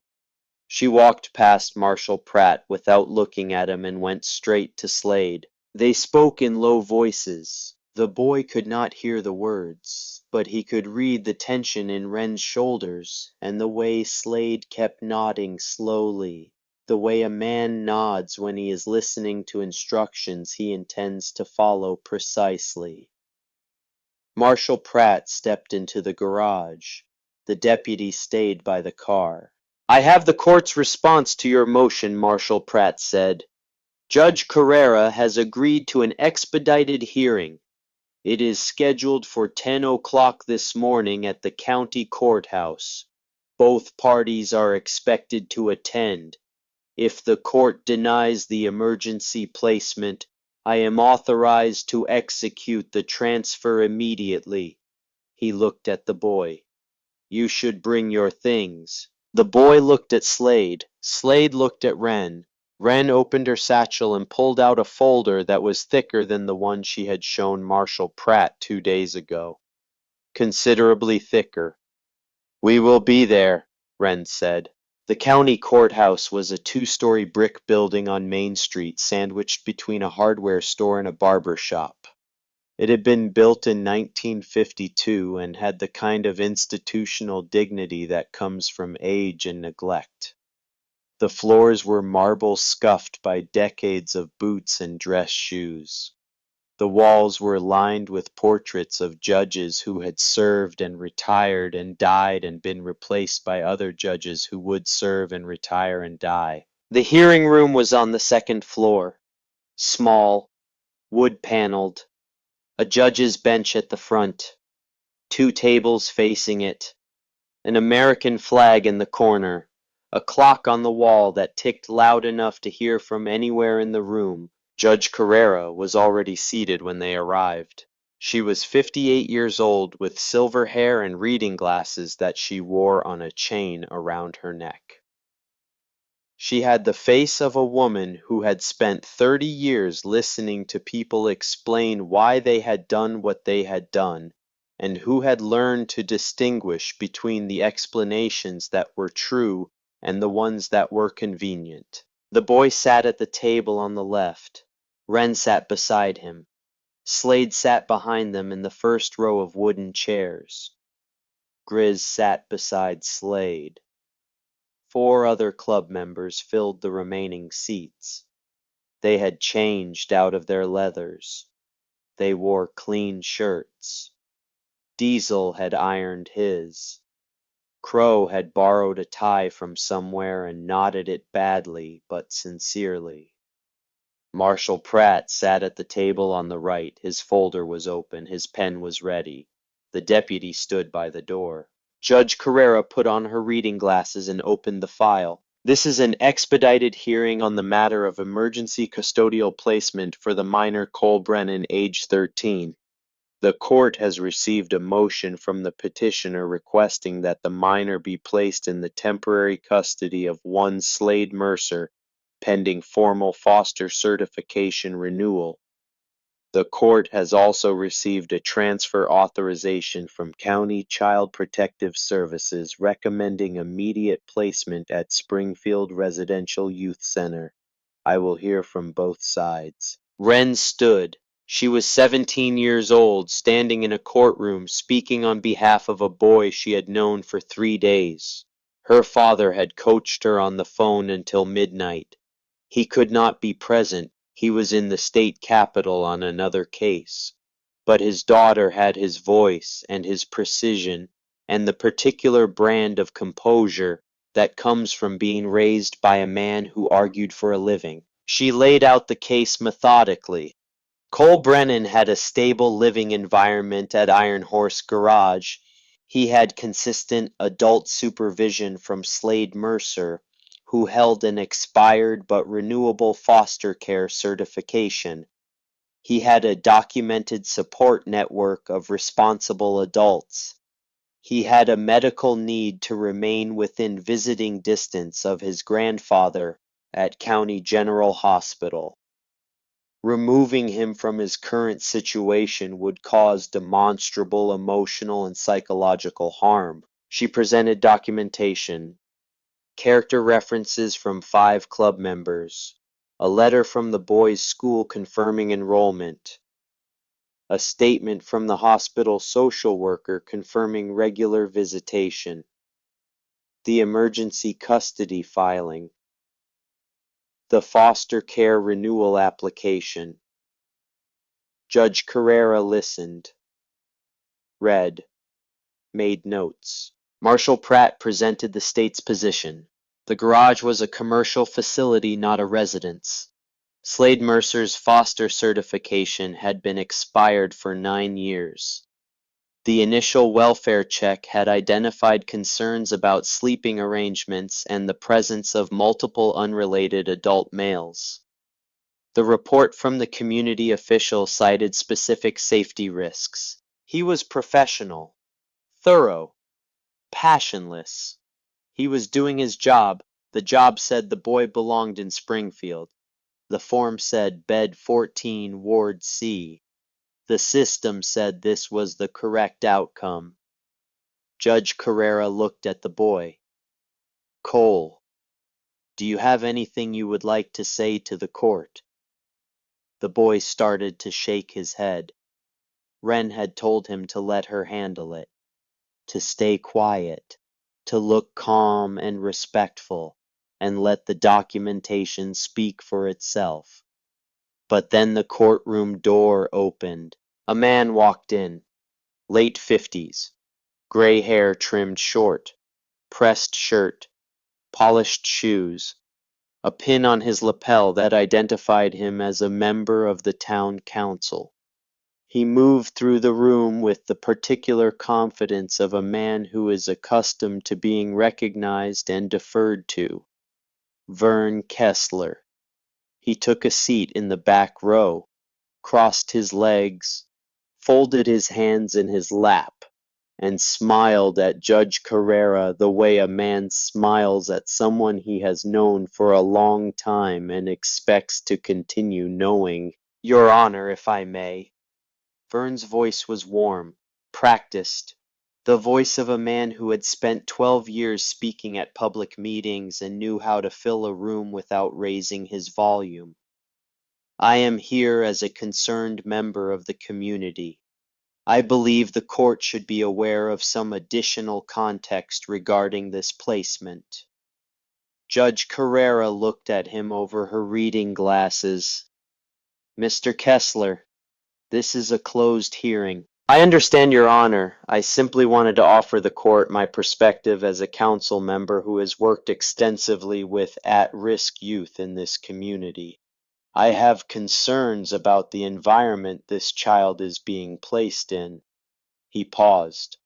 The pause was calculated, the way a man pauses when he wants the room to lean forward. Iron Horse Garage has a history. The individuals associated with it have a history. I do not believe it is in the best interest of this child to be housed in a facility associated with a motorcycle club, regardless of how well-intentioned the members may be. He looked at Slade. The look was brief but unmistakable. It was not hostility. It was something worse. It was dismissal. The look of a man who has already decided that the people in front of him do not matter. Marshal Pratt nodded slightly. This was the community official whose report had started the expedited process. This was the respected voice that had triggered the welfare check. Everything was proceeding as expected. Wren started to stand. She had a rebuttal prepared. She had anticipated Kessler might appear. Her father had warned her.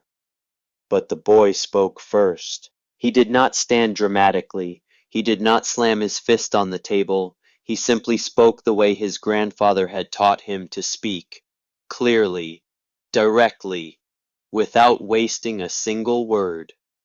Your Honor. Judge Carrera looked at him. May I show you something? The judge nodded. The boy reached into the backpack at his feet. The same backpack he had carried into Iron Horse 3 days ago. The one with his grandfather's tools. The one with the foster care form dated for this Friday. The one that had crossed 3 bus routes and 12 miles of highway to reach a garage where a dead motorcycle sat waiting for the one person in the world who could bring it back. He pulled out a small notebook. It was the kind of notebook you could buy at any drugstore. Composition book, black and white marbled cover. The corners were soft from age. The binding was held together with electrical tape. On the front, in his grandfather's handwriting, it said E. Brennan, Records, 2003 through 2005. The boy had found it Thursday afternoon. After the engine was running and the garage had emptied for lunch, he had gone back to the bike alone. Slade's confession had told him the notebook existed somewhere inside this machine. So he searched. He ran his fingers along every seam, every weld, every joint in the frame until he found it. A welded steel plate behind the motor mount invisible unless you knew to look. He ground it off with a rotary tool, the sparks scattering across the concrete floor while everyone else was eating sandwiches in the parking lot. Behind the plate was a cavity just large enough to hold a small package. He reached inside and felt something that was not metal, not rubber, not any material that belonged inside a motorcycle frame. Paper, wrapped in a plastic bag, sealed with tape that had yellowed with age. He had opened it alone, in the storage room. Door locked. 3 in the morning. He read every page. He did not understand every entry, but he understood enough.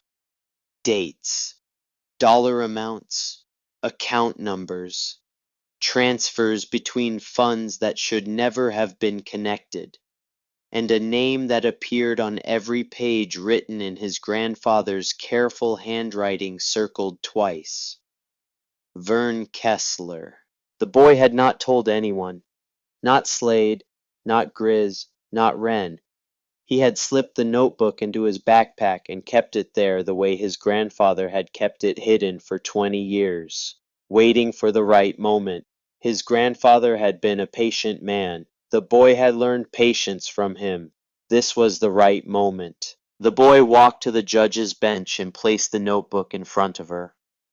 He opened it to the first page. His hands were steady. His voice was clear. The voice of a boy who had spent 3 days rebuilding a dead machine and discovering that the machine was not the only thing his grandfather had left for him to find. My grandfather was the treasurer of Iron Horse Motorcycle Club from 1998 to 2005. He kept records of every dollar that came in and every dollar that went out. These are his records for the club's Veterans Assistance Fund. Judge Carrera looked at the notebook. She turned a page, then another. The boy continued. His voice was steady. His hands were still. He was not performing. He was presenting evidence the way his grandfather would have presented evidence. With facts. With numbers. With the quiet certainty of a man who has done the math and knows the answer.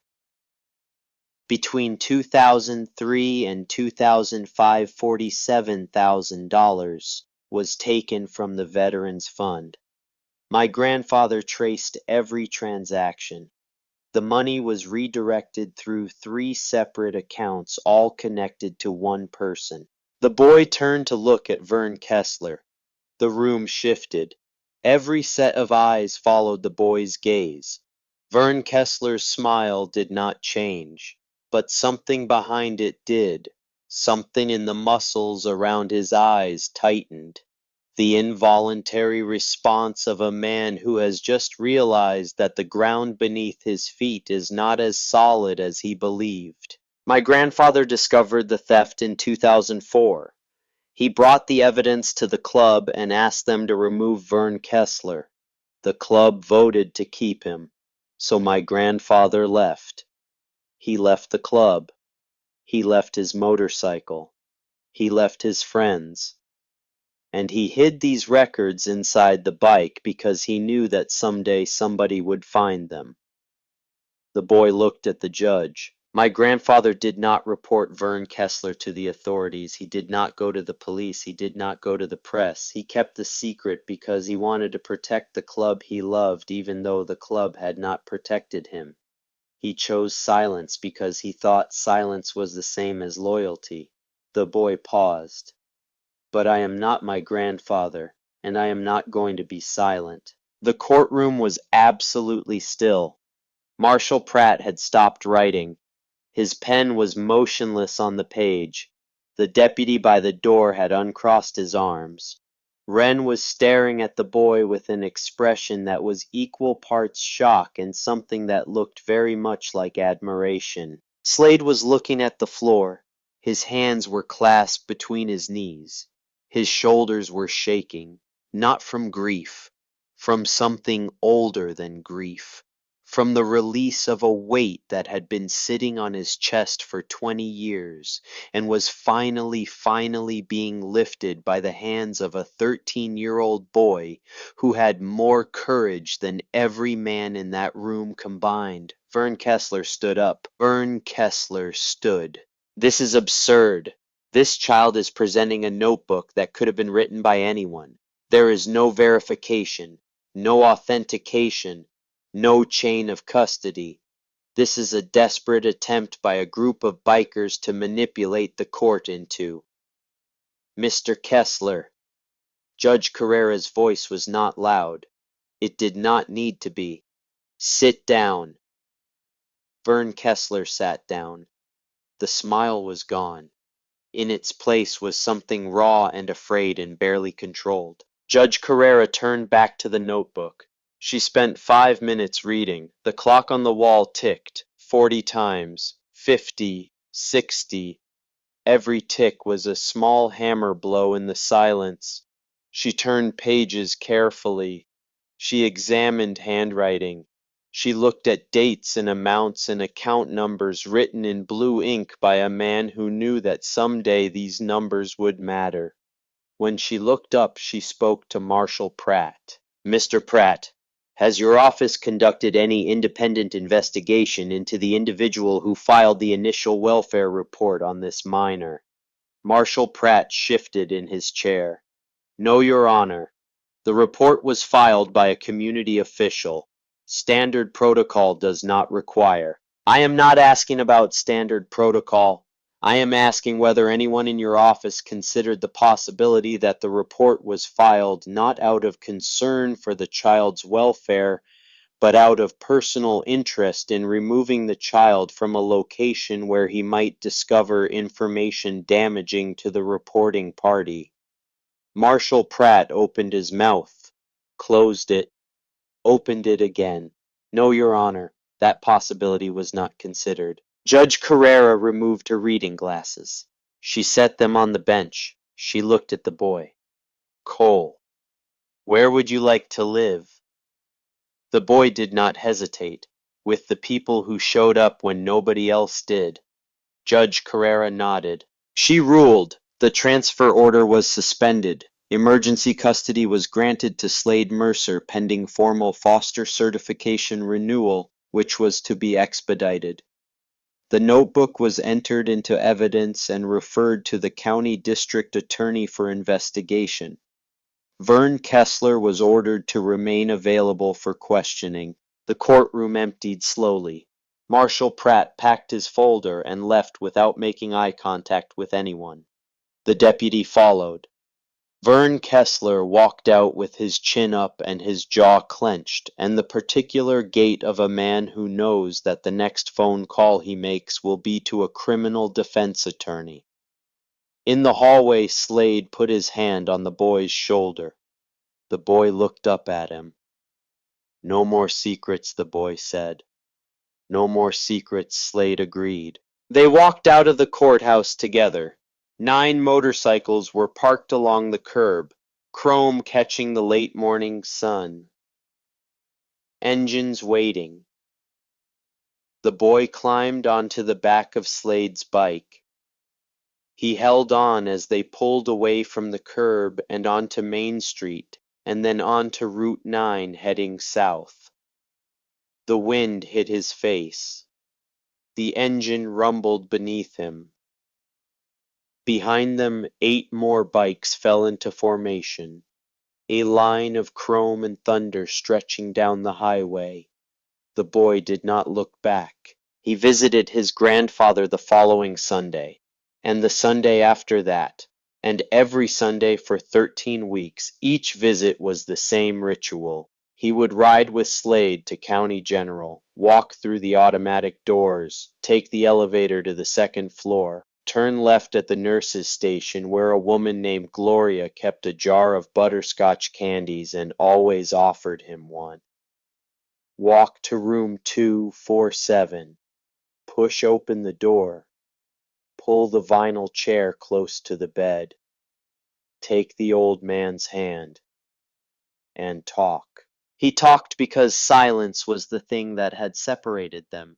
Silence had kept Earl from sending the letter. Silence had kept Slade from picking up the phone. Silence had let Vern Kessler build a life on stolen money. The boy had decided somewhere in the days between the hearing and his first Sunday visit that he was done with silence.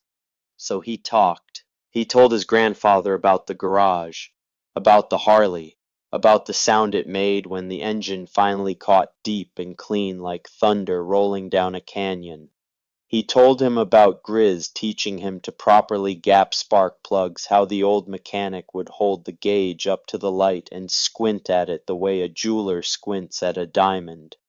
He told him about Diesel showing him how to read a wiring diagram tracing circuits with a colored pencil until the tangled maze of lines became a map that made sense. About Crow's terrible jokes that nobody laughed at, except when they all laughed at them, because sometimes the worst joke at the right moment is the best medicine in the world. He told him about the notebook, about the hearing, about Vern Kessler's face when the judge ordered him to sit down, about the way the courtroom went silent when a 13-year-old boy said the words that a grown man had been afraid to say for 20 years. He told him about Slade. He told you the truth, Cole said. About the vote. About why you left. He told me everything. The old man's eyes were open but distant. He looked at the ceiling most of the time. Sometimes he looked at the boy. When he looked at the boy, there was something in his expression that the doctors called involuntary response, and the boy called recognition. He is trying, Cole said. He knows he was wrong. He is not the same man who let you walk out that door. Or maybe he is. Maybe he always was the right man who made the wrong choice once and spent 20 years trying to live with it. The old man's fingers twitched. Not a grip, not a squeeze, a twitch, a flutter, the smallest possible movement a human hand can make. But the boy felt it, and he did not let go. On the 7th visit he brought his grandfather's favorite wrench, the 3/8 snap-on with the red handle. He placed it in the old man's palm. The fingers curled around it, held it for nearly 2 minutes. The old man's eyes moved from the ceiling to the wrench and stayed there. Then the wrench slipped and fell to the floor. The old man did not look down. The boy picked it up, put it back in his backpack, held his grandfather's hand for another hour, told him about a 1972 Ironhead Sportster that had come into the shop with a cracked frame, and how Grizz said it was beyond saving, but the boy had found a way to repair it using a technique his grandfather had taught him when he was 10 years old. The old man's eyes moved to the boy's face. I learned it from you, the boy said. Everything I know I learned from you. The fingers twitched again. This time it was not a flutter. It was a squeeze. Brief, weak, but unmistakable. The boy held the old man's hand and did not move for a very long time. 3 months and 2 days after the hearing, Earl Brennan died in his sleep. It was a Tuesday night. The hospital called at 4 in the morning. Slade answered the phone. He stood in the hallway outside the boy's room for a full minute before he knocked. He did not want to knock. He knew what was on the other side of that door. Not just a sleeping boy. An entire world that was about to be rearranged. He knocked. The boy opened the door. He was already awake. He had been awake since 3. He did not know why. Later he would think that maybe some part of him had felt it. The way the air changes when someone leaves. The way the night goes a shade darker when a light you did not know was on finally goes out. Slade told him. He told him the truth without softening it because the boy had asked him never to soften the truth, and Slade had promised. Your grandfather passed away about 2 hours ago. They said it was peaceful. In his sleep. No pain. The boy sat on the edge of his cot in the storage room that had become his bedroom.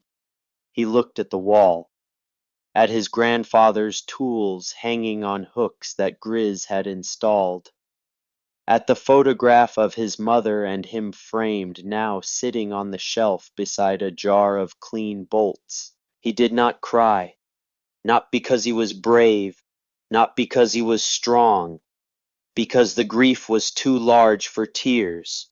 It filled every space inside him the way water fills a hull, and all he could do was sit very still and let it rise and hope that it would not drown him. Slade sat beside him, did not speak, did not touch him, just sat there, present. The way Grizz had sat beside him on a concrete floor in the middle of the night, and the way his grandfather had sat beside him 1,000 times before that. Just present, just close. The quiet ministry of a man who has learned that sometimes the most important thing you can do for another person is simply refuse to leave. After 20 minutes, the boy spoke. He knew I was going to be okay. Slade nodded. He knew because I told him. Every Sunday I told him about this place and these people and the motorcycle and the notebook and everything. And last week when I held his hand, he squeezed back. He heard me. He knew. The boy took a breath, a long one. The kind that starts in the stomach and fills the lungs and lifts the shoulders and holds everything together for just long enough to say one more thing. He waited until he knew I was safe.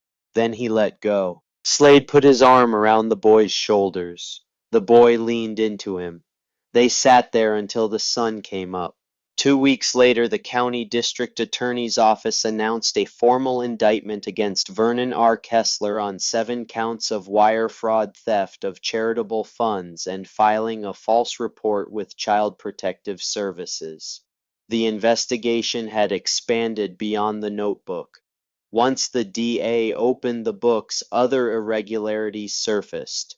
Other funds, other accounts, other lies built on top of lies built on top of a foundation that Earl Brennan had identified 20 years ago and no one had listened to. Vern Kessler resigned from the town council. His photograph was removed from the library lobby. The plaque that said "Friend of Literacy" was taken down and replaced with nothing. The boy did not attend the proceedings. He did not need to. His grandfather's notebook spoke for him. The numbers spoke for him. The truth, patient and precise, spoke louder than any 13-year-old boy ever could. They held the memorial at the garage. There was no church service. Earl Brennan had not been a church-going man. He had been a man who believed in engines and honesty and the quiet grace of work done well, and if those things were not holy, then nothing was. 20 motorcycles lined the parking lot. The old Harley sat at the front, engine cold chrome, polished to a mirror finish by the boy who had rebuilt it with his own hands. Flowers were propped against the gas tank. Roses, carnations, a single sunflower that Grizz had brought without explaining why, and nobody asked. The boy sat on the Harley's seat. He wore his grandfather's jacket. It still did not fit. The sleeves were still rolled twice. But it sat on his shoulders differently now. Not like a costume, like an inheritance. They rode to the cemetery in formation. 20 bikes in a column, 2 abreast, the rumble of their engines shaking the windows of every building on Main Street. The boy rode the Harley, his grandfather's Harley, the one he had rebuilt with his own hands in 48 hours of fear and sweat and love. Slade rode beside him, Grizz behind. Diesel and Crow and Holt and the others falling into line with the precision of men who understand that some processions are more sacred than any parade. The townspeople on Main Street stopped and watched. A woman carrying groceries set her bags down on the sidewalk and stood still until the last bike passed. Two men outside the diner removed their hats and held them over their hearts. A mother lifted her daughter onto her shoulders so the girl could see. A man standing outside the hardware store saluted. He was wearing a VFW cap, faded and bent from years of use, and he held the salute until the sound of the engines faded to nothing at the end of the block. Nobody waved. Nobody cheered. This was not a celebration. This was an escort. 20 men on motorcycles carrying a man's memory through the streets of a town that had never fully understood him toward a place where his ashes would become part of the earth he had walked on and the sky he had ridden under. From the cemetery they rode to the old lookout point above Cooper Creek. This was the place Earl had taken Sarah when she was a girl, the place where he taught her to skip stones across the water. The place where years later he brought a toddler named Cole and held his hand while they watched the sunset turn the creek to copper and gold. The boy remembered those evenings, not clearly, not in detail, but in feeling, the warmth of his grandfather's hand, the sound of the water, the sense of being exactly where he belonged. The boy stood at the edge of the bluff. The wind came up from the valley and pushed against his chest. It smelled like pine and creek water and the faintest trace of wildflowers growing in the meadow below. Behind him 20 men stood in a line, silent, heads bowed, not praying, witnessing, standing guard the way they had always stood guard, not because someone asked them to, but because that was the covenant. The boy opened the urn. The ashes were lighter than he expected, finer. He held them in his cupped hands for a moment, felt the weight of everything his grandfather had been. A mechanic, a father, a grandfather, a man who chose silence when he should have chosen truth, and who spent the rest of his life trying to make up for it by teaching a boy that honesty and courage are the only tools that never wear out. The boy thought about Sunday mornings, about the smell of coffee and Old Spice and motor oil, about an old man's hands guiding a small boy's fingers around a wrench for the first time, steady and patient, saying, "You are doing fine, take your time, let the tool do the work." About the voice that never raised itself in anger, about the eyes that never looked away when the boy needed to be seen. Then he let go. The wind took them, down the bluff, over the creek, into the trees on the far bank where the shadows were deep and cool, and the light came through the canopy in long slanting columns like the light in a cathedral. The ashes scattered and fell and became part of everything they touched. The water, the stones, the roots of trees that would grow for another 100 years. The soil of a place that had always been home even when the man who loved it most had been too proud and too broken to come back. The boy stood there until the last grain was gone. Then he closed the empty urn and held it against his chest and looked out over the valley and let the wind dry the tears that he finally, after all this time, allowed himself to cry. Nobody spoke on the ride back.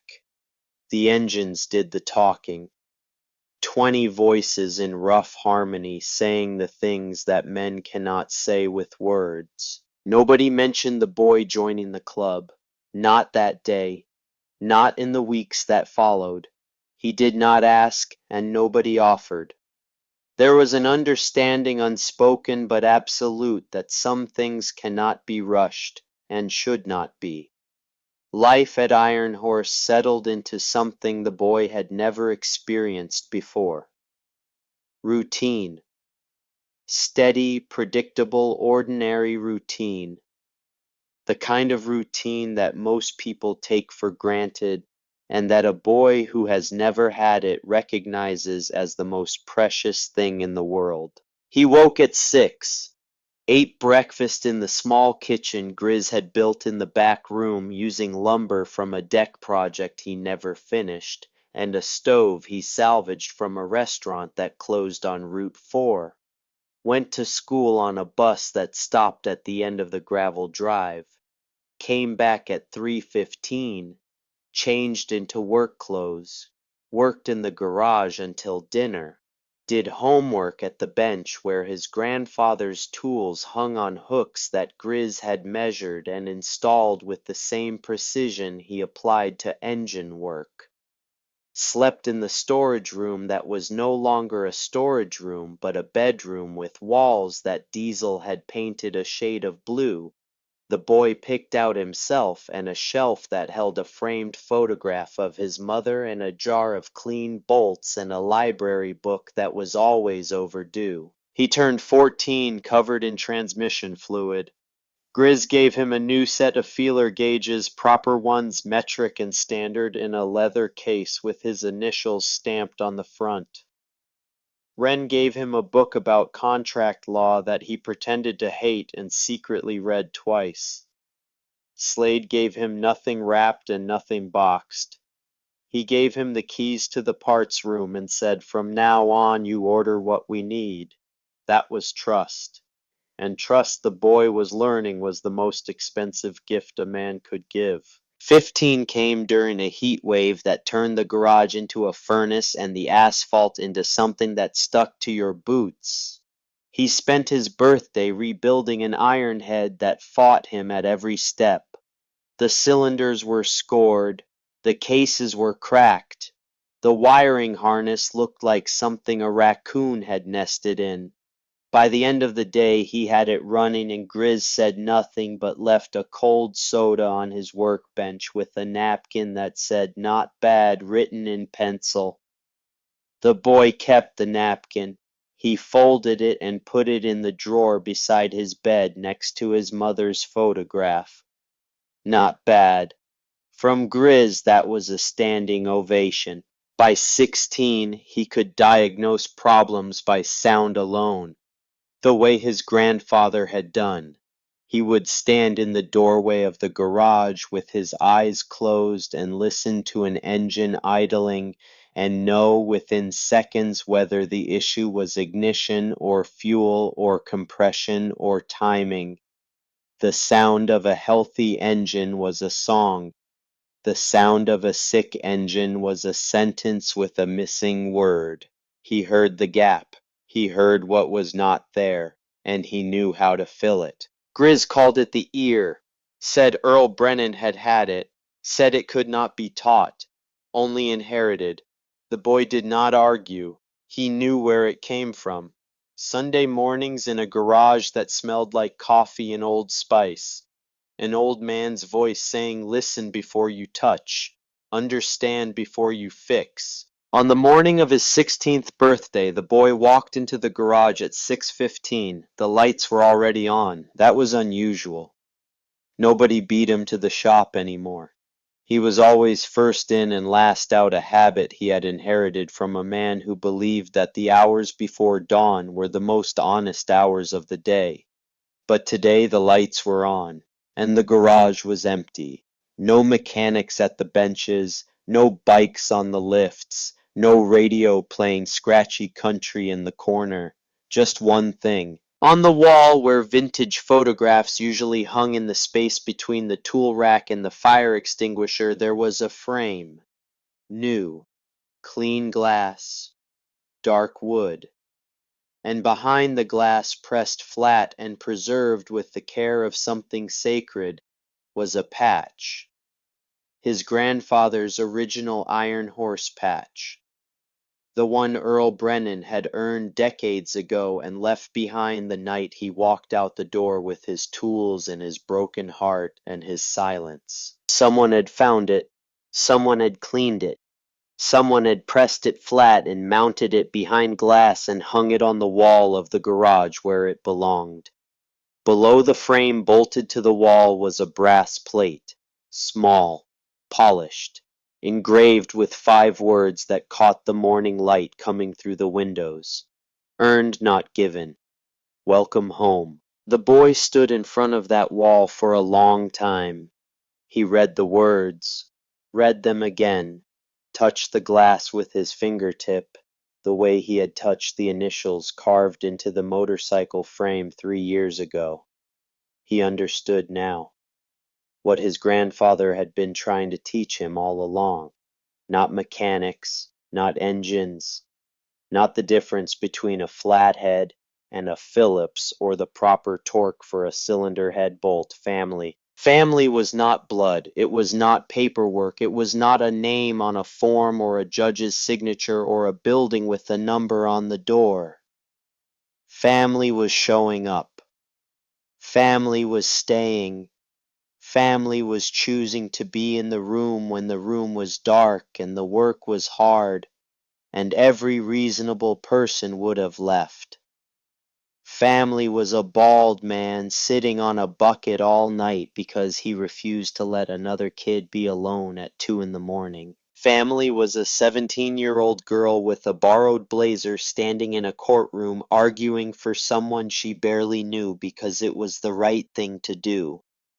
Family was a 65-year-old man kneeling on a concrete floor and confessing the worst thing he had ever done because a 13-year-old boy deserved the truth. Family was an old man hiding photographs inside a motorcycle because he wanted his grandson to know that he was loved even if they never spoke again. The boy stood there, reading those 5 words, understanding everything they meant and everything they cost and everything they promised. Then the bell above the garage door rang. It had been fixed. Sometime in the last 3 years, someone had replaced the broken mechanism with a new one. The boy had never asked who. It did not matter. What mattered was the sound it made. A clear, bright chime that cut through the quiet of the empty garage and announced that someone was standing in the doorway. The boy turned. A child stood at the entrance, small, maybe 9 or 10 years old, wearing a jacket too big for the body inside it, carrying a backpack with one strap broken, shoes that had holes in both soles, hair that had not been cut in months. Hands at the sides clenched the way a child's hands clench when they are ready to run but hoping they will not have to. The child's eyes were wide, scanning the garage the way an animal scans unfamiliar terrain, looking for threats, looking for exits, looking for the one person in the room who might not hurt them. Those eyes found the boy and stopped. The boy recognized the look. He had seen it before. In a cracked mirror above a utility sink 3 years ago at 5:30 in the morning in a garage that smelled like motor oil and second chances. He had seen it in his own face. The look of someone who has run out of places to go and has come to the last door and is praying that it will open. He walked toward the child, slowly, the way Grizz had taught him, the way his grandfather had taught Grizz. The way men teach each other to approach something fragile without breaking it. No sudden movements, no loud voices, just one step at a time, steady, unhurried, letting the child see that he was coming closer and giving the child time to decide whether to stay or run. He crouched down, not all the way, just enough to bring his eyes level with the child's eyes. The way Slade had crouched in front of him on a concrete floor and said the words that changed everything. The boy did not ask where the child came from. He did not ask who had sent them. He did not ask for a name or a story or an explanation. He asked the only question that mattered. You hungry? The child looked at him. A long look. The kind of look that contains an entire history of empty rooms and missed meals and doors that lock from the outside. Then the child nodded. The boy stood up. He held out his hand. The child took it, small fingers wrapping around the boy's palm, which was calloused and scarred and strong from 3 years of turning wrenches and rebuilding things that other people had given up on. They walked into the garage together. Behind them the morning light filled the doorway. The brass plate on the wall caught it and glowed. Earned not given. Welcome home. And somewhere in the space between memory and hope, between the last generation and the next, an old man with steady hands and a patient voice sat beside a workbench that smelled like coffee and motor oil, and smiled the smile of a man who had finally, after all this time, come home.